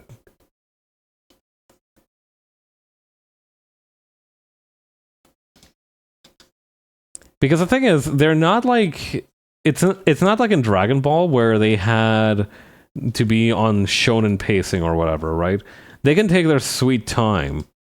And what's more, they want to, unless they introduce a new character and like a new main villain to the third act, which is not impossible, but it does seem like Majin Buu and the demon lady who is commissioning them, they're the ones that are going to be like the main problem in the series.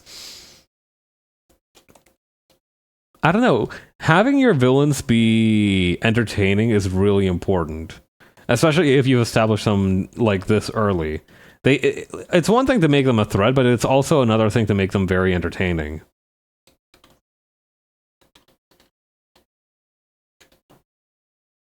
And I think the new Majins really accomplish that easily.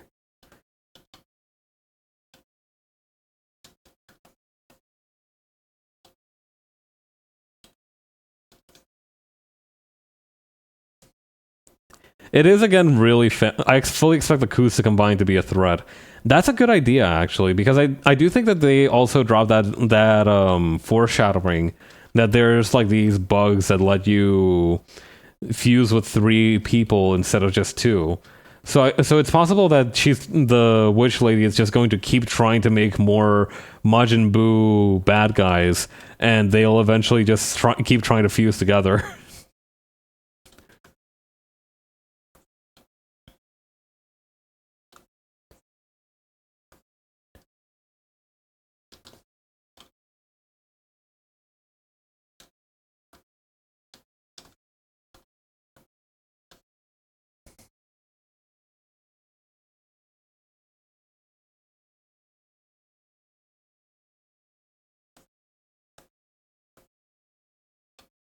Okay, and then this part of the collar.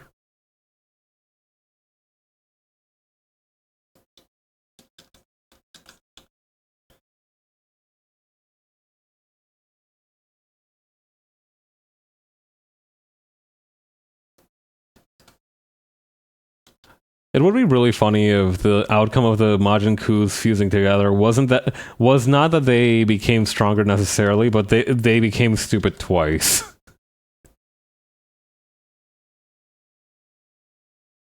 Twice as strong, but also twice as stupid.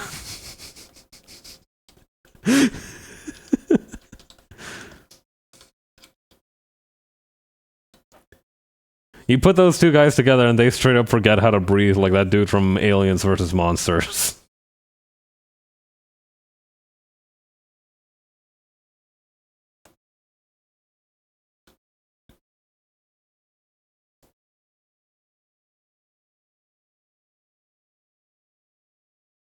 Okay, then over here.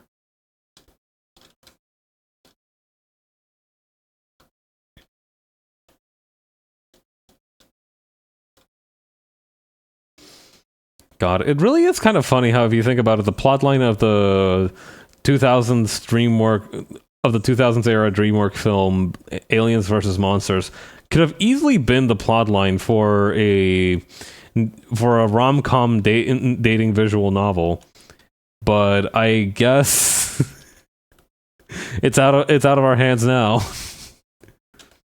Because think about it, it could have very easily been turned into an Otome game. You're put into the situation where you suddenly have to get along with a bunch of alien invasion. God. But yeah, if you think about it, it is kind of like a classic Otome setup. You're whisked away from your day-to-day life, and you're suddenly put into a situation where you have to meet a bunch of other people, and you're close together with them. They each have their own stories, their own hang-ups, their own abilities, their own kind of flavor. DreamWorks just threw whatever at the wall to see if it worked in the early 2000s. That I cannot deny. It did give them some very much like winning formulas though, because I remember like Over the Hedge was originally a book, right? And now they were like, wait a minute, we can just keep adapting books. And that's what they kept doing. Like that one with the weird purple alien whose name escapes me. That one was originally based off a book as well. And DreamWorks was just like, oh fuck it, let's make a movie out of this thing. Perfectly good intellectual property. Nobody's gonna touch that shit. It's a book. Nobody reads anymore.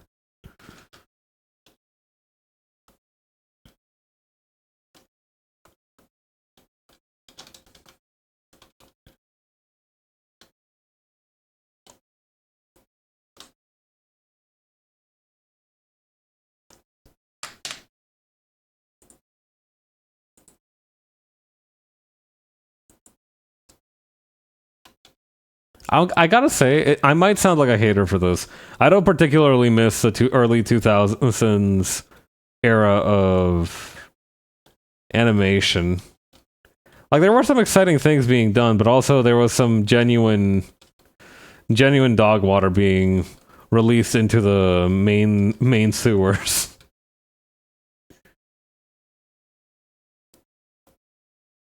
It also had far-reaching repercussions. Remember the Onceler? Remember the fucking Onceler? That wasn't really early 2000s, but it's close enough to be in that period.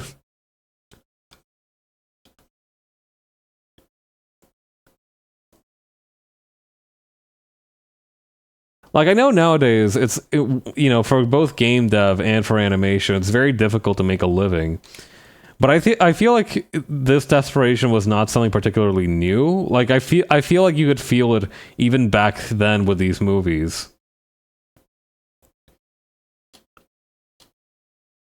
Less so works of passion, and more so just attempts for people to not get fired, telling a story.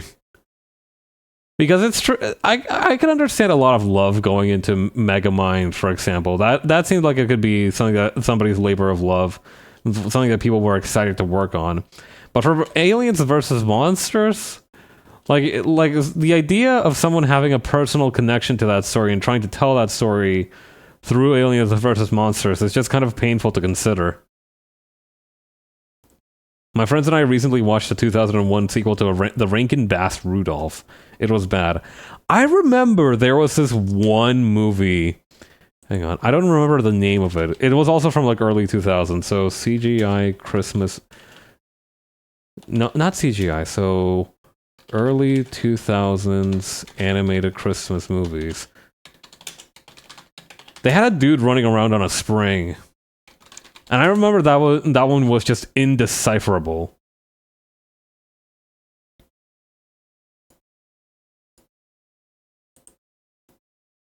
Guy jumping on spring.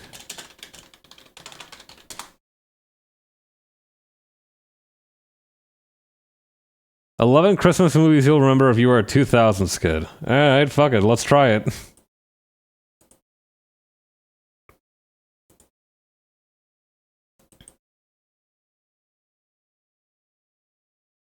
Rudolph the Red-Nosed Reindeer, of course, classic. Rudolph the Red-Nosed Reindeer, 1998. Looks ugly as sin already. Frosty the Snowman. The Year Without Santa Claus. A Charlie Brown Christmas. Yo, that's the one that V played. The Search for Santa Paws. Good Luck Charlie, It's Christmas. The Polar Express. Merry Christmas, Drake and Josh. Elf. Okay, this is not it. This is The Night Before Christmas. Olive the Other Reindeer. The Life and Adventures of Santa Claus. That's it. Fat Albert Christmas Special. How many of these are there?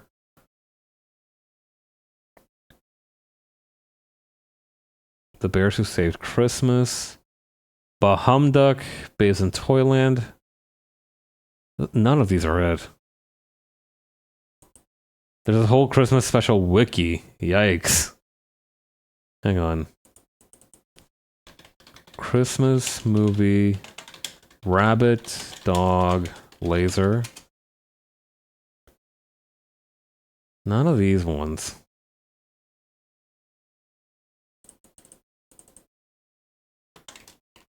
Animated Christmas movie, Rabbit, laser. I remember there was like a whole laser sequence.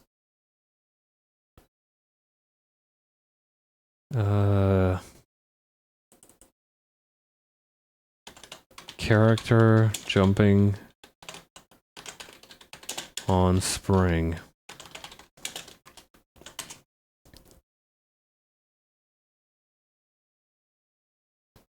Characters database, maybe? None of these sound like the one.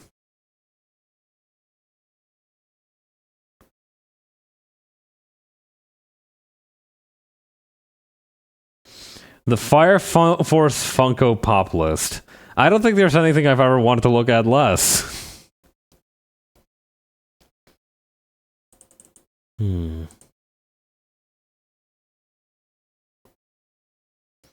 Unless you get really specific, I think these are just going to list popular Christmas movies. I do feel like that is unfortunately the case. Oh, hey, it's 8 Crazy Nights. Forgot about that one. I didn't watch it myself.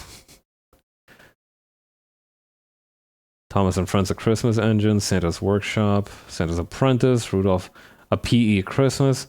What the fuck is this one? All I Want for Christmas Is You, Mr. Magoo's Christmas, Toy Story, Flintstones, Inspector Gadget, He-Man, Pinky and the Brain, Ice Age, Anderle's Christmas, All the Other Reindeer, Justice League, Berenstain Bears, Scooby-Doo, SpongeBob, Chipmunks, Snowman, Storybots, Trolls Holiday, again, some of these are just really hard on the eyes, I feel. Spirit writing Free Spirit of Christmas? 2019? You're insane. Okay, yeah, no, I don't think I'm gonna be able to find it. Let's give up for now. We're still kind of behind on this art, on the art anyway.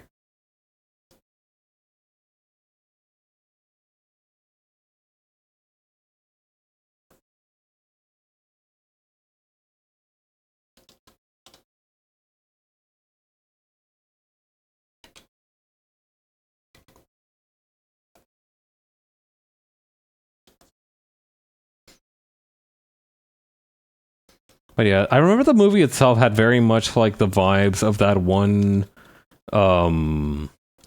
Hoodwinked movie. It felt very much like that.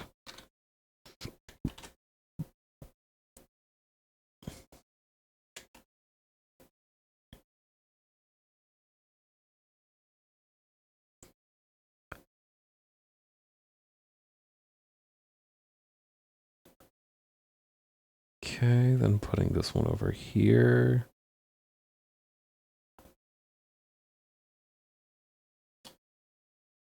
That looks vertical enough.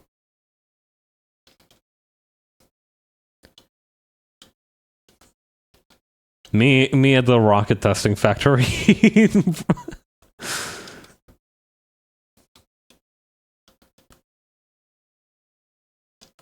Me at the trampoline factory. Doing quality testing.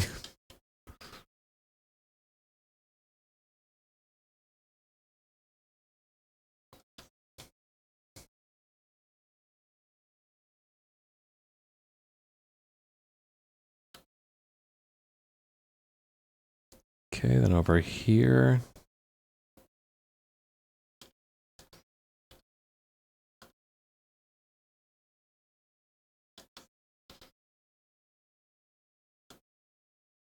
Okay, and then over here.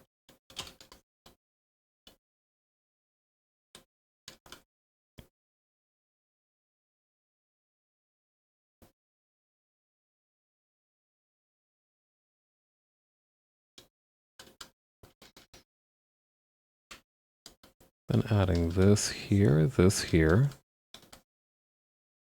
I'm gonna make this into a straight line just for the sake of convenience. Perspective be damned.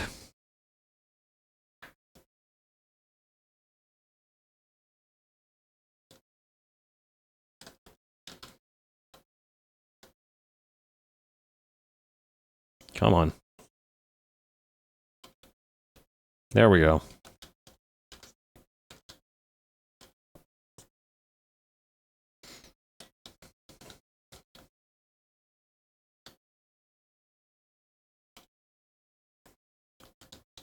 Gosh.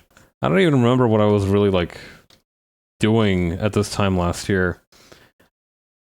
I don't know. It feels like I very clearly remember the time period from 2022 rolling into 2023. And I remember the time period from... and I remember, like, that one, but I don't remember much about 2023 into 2024. That one was more of a blur.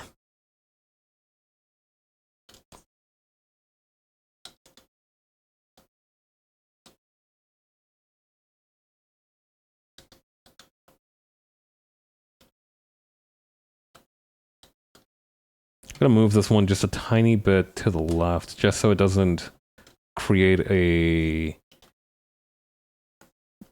tangent with the cabinet.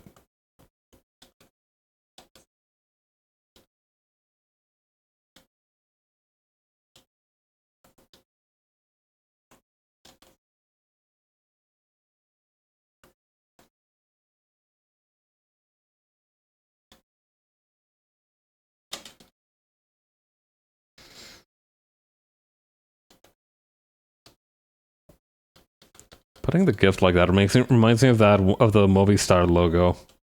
That thing was inescapable back when I was in Ecuador. Like, if you were at the airport, you were seeing ads for Movistar all over the place.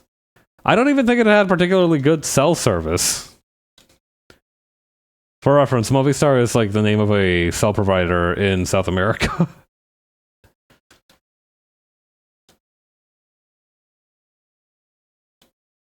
But yeah, I don't. It weirded me out when I went to an airport for the first time and there weren't ads for Movistar there. I'm like, does this place not have Movistar? Like, I didn't even understand what a cell provider was at that time. I don't think it was like particularly popular even because this was like the early 2000s or mid 2000s. At that point, we probably already did have cell phone providers, but at the same time, it's like I wouldn't have known what they were.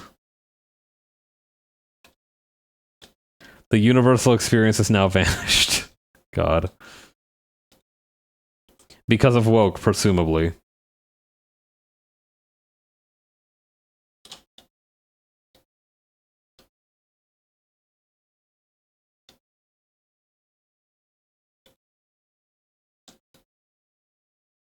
I don't know. It really just does feel like the bang for your buck of cell providers is really kind of diminished.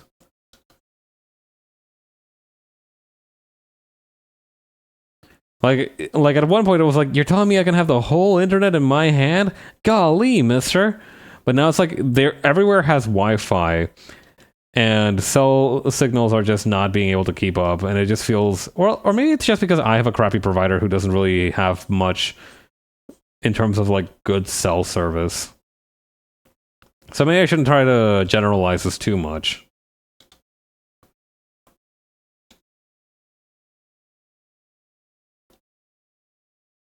I don't know. I think even from a young age, I understood that charging people money to communicate, like the way cell phones do, is kind of a bogus concept. That was my earliest radicalization experience.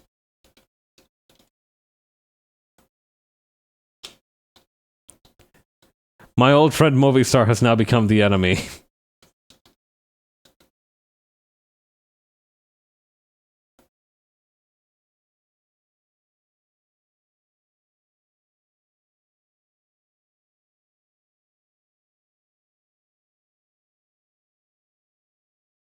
Let's see, adjust line width, scale down width.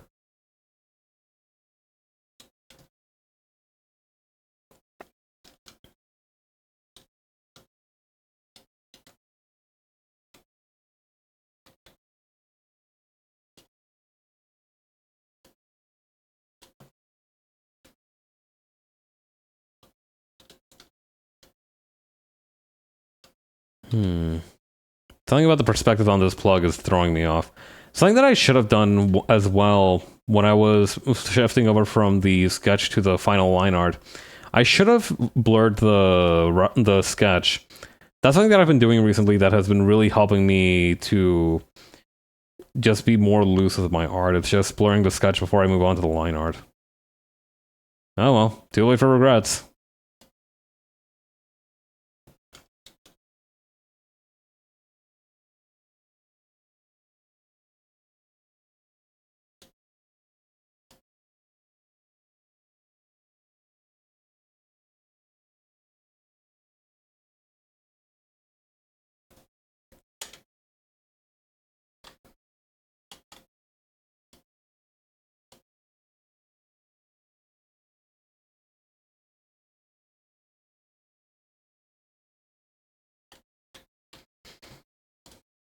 Okay, then over here.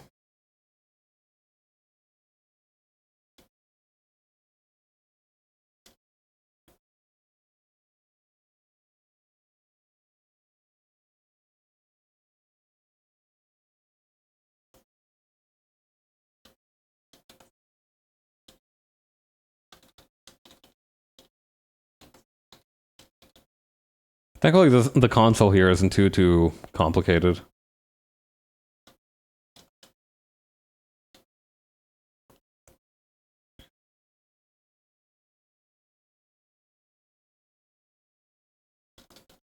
Okay, then over here.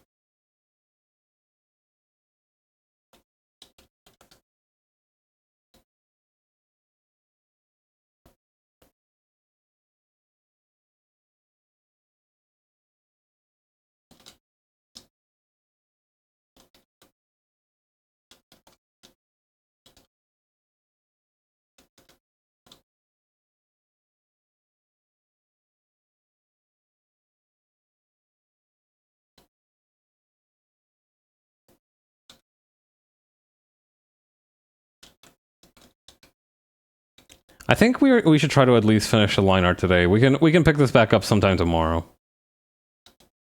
At least before the 24th, right?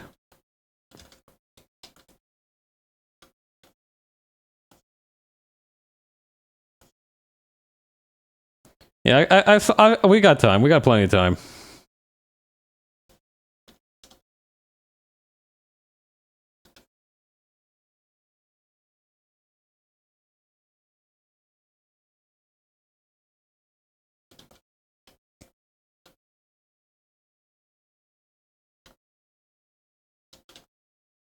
Okay. My favorite part of doing the line art for the sunflower is that I can basically just flip the petals and be done in like 30 seconds.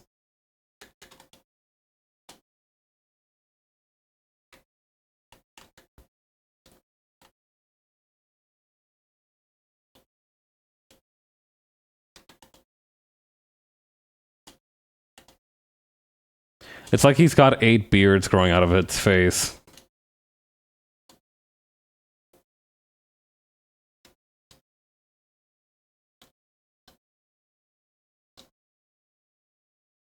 Average JoJo character. I do feel like we still haven't seen a JoJo character whose thing is that he grows his beard out in like 5 different directions. That guy's gonna show up in JoJo Lands.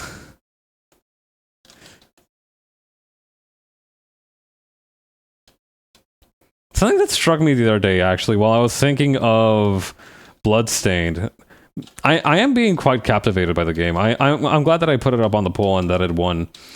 But something that captivated me while I was thinking about it recently, we actually haven't seen any vampires, have we? This is not a vampire-focused game, even though it has a lot of references to media with vampires in it. All of this shit is like magical or demonic in nature. There's no real vampire involved.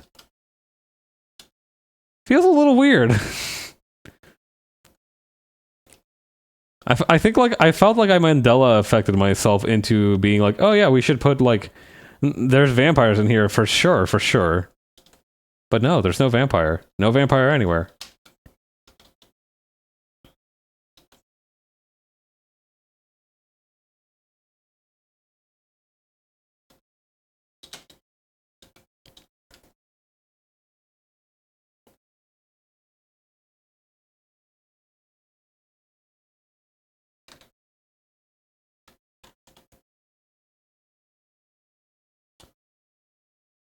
Okay, then make another one of these further up.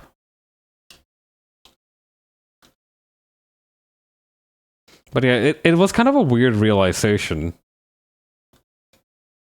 Like, I don't know, I expected there to be at least a couple of bloodsuckers running around.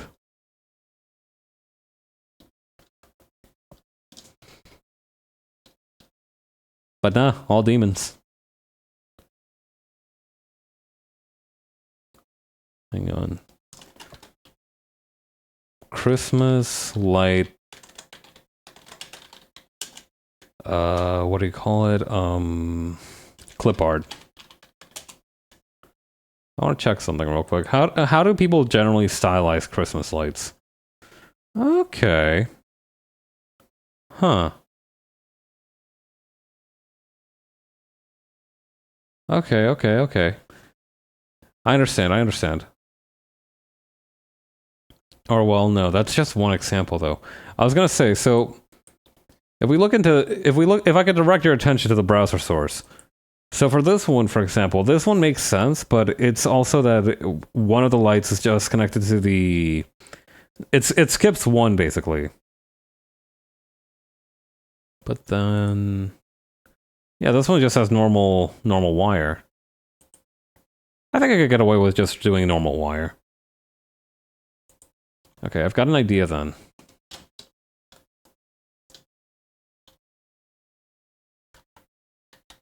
What does it look like again? Okay.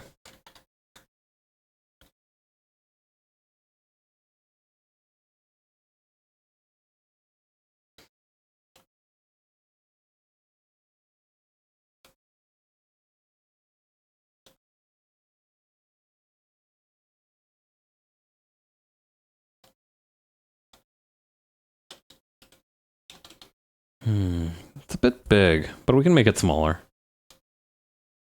We should probably also remove the thing on the inside. If anything else, if nothing else, we can just add that during the line art phase.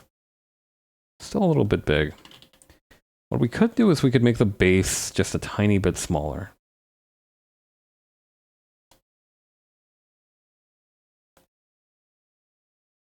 It reminds me a little bit of those ring pop thingies.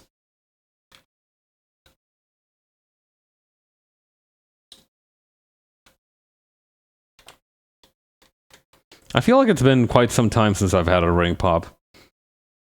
I don't know if I should directly correlate it with the loss of quality of my life, but perhaps it's time to investigate.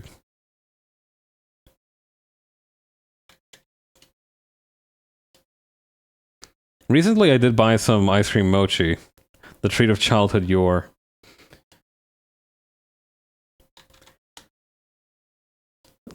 Recently I treated myself to some ice cream mochi from an Asian goods store that's near my house. And honestly, I didn't even realize how much I missed eating ice cream mochi. It's never like I've had it like easily available, but I did have it a couple of times, and I'm like, man, it's been a while since I had some. And I got some, and it really just did feel, it made me feel much better. It's not like I was particularly feeling too down, but, it improved my mood. So yeah, maybe I should get a ring pop at some point.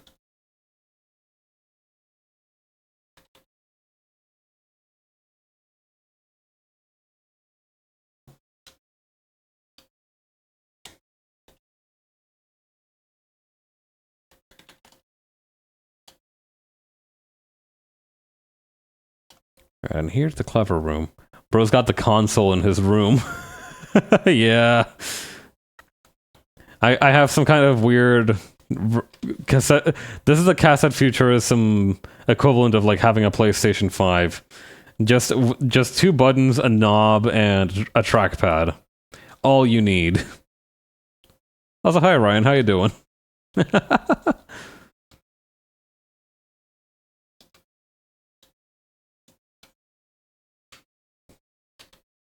Doing good? Hey, that's good to hear.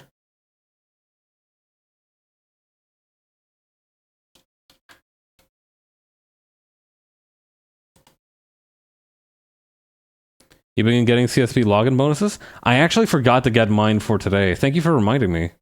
Let me go grab that now.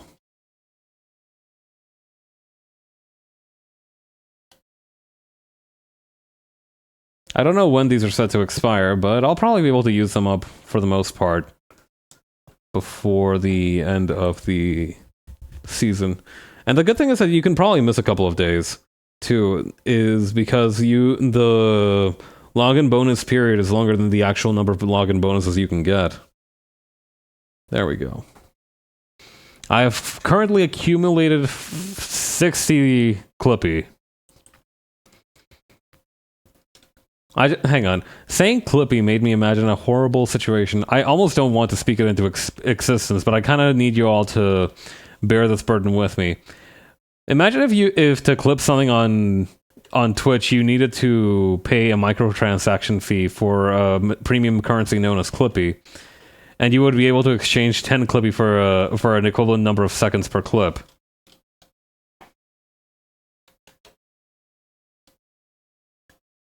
That's really bad. I really wish I hadn't thought of that or spoken it into existence.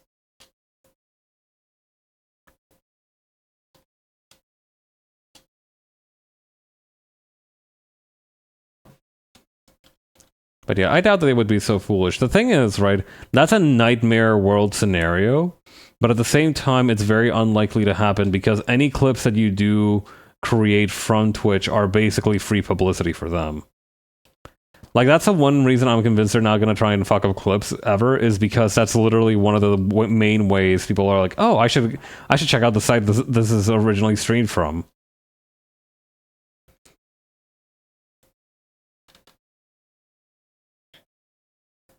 It would almost be like telling like Fortnite microtransaction gurus, like, hey, you can't be putting bright lights on your stuff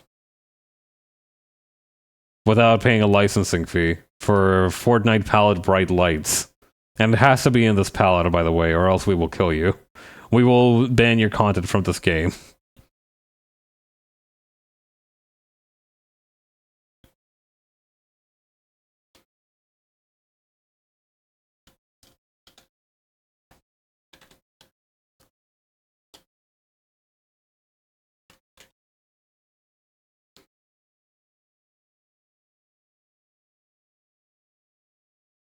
Okay, then over here.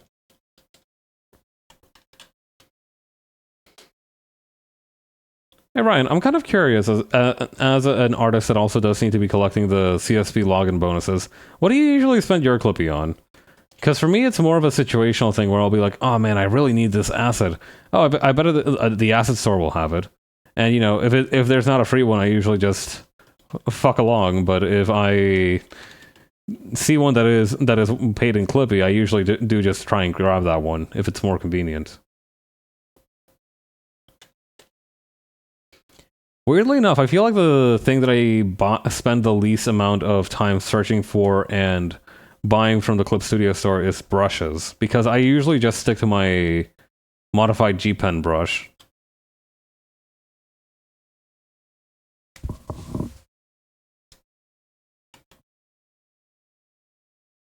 I usually spend them on brushes of things I feel like I could use later, specifically for comic stuff. 3D objects are usually too expensive.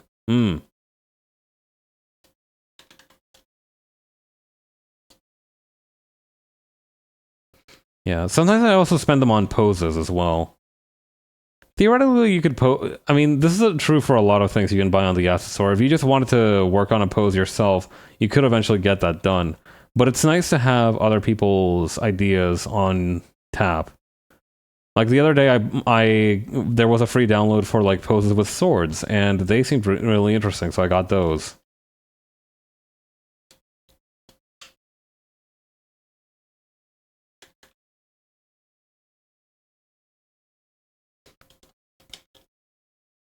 I guess it also depends to some extent how much you use the 3D functions of CSP, right? Because for a real 3D head like myself, it is very much necessary expenditure. But if you don't really use 3D stuff, then, you know, whatever. Same for some of the, you know, upgrade capabilities for CSP. I got a few of them because I use 3D a lot, and a lot of them have to do with 3D capabilities. But if you don't really use that, then you don't ever really need to upgrade. I never get poses because of the Pose Maniacs integration they added. Feels like there's enough there. That's fair.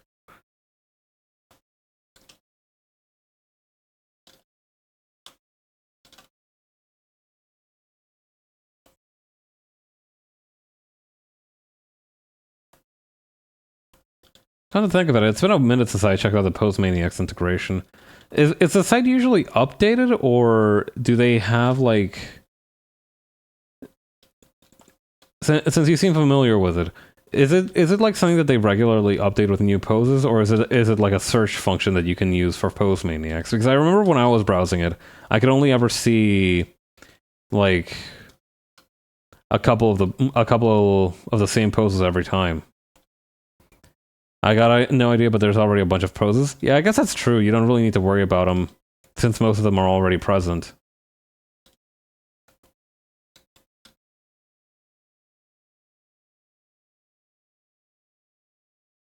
There's a drop-down list of categories. That's useful.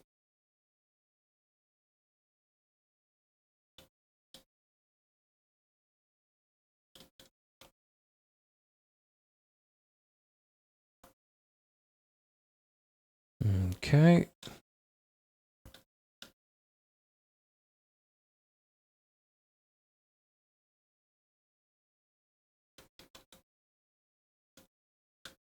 And then that's going to wrap around over here.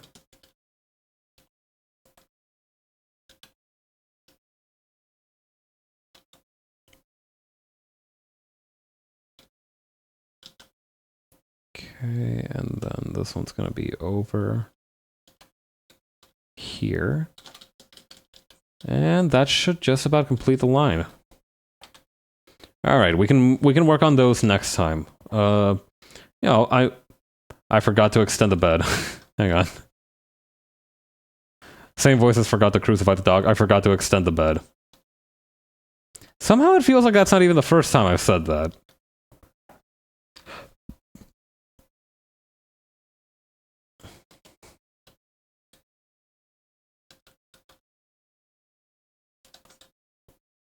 Okay, and then... There we go. Alright, I think that should do it for today. We can finish up the line art and the colors and everything next time. But yeah, we've still got a couple of days. Come to think of it, you also received Christmas cards a little bit after Christmas anyway, right? Well, maybe. We don't really have a Christmas card culture in my family. Maybe that's something to look into. But yeah, other than that, I think that's gonna wrap it up for today.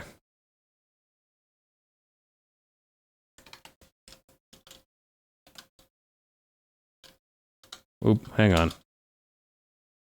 I may have made a mistake.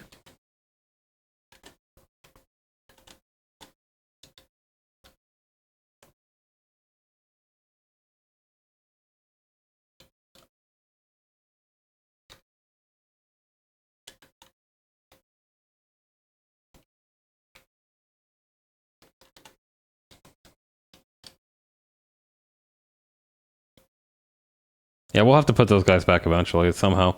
But other than that, that should do it for today. Is there anybody streaming tonight? Let me take a look.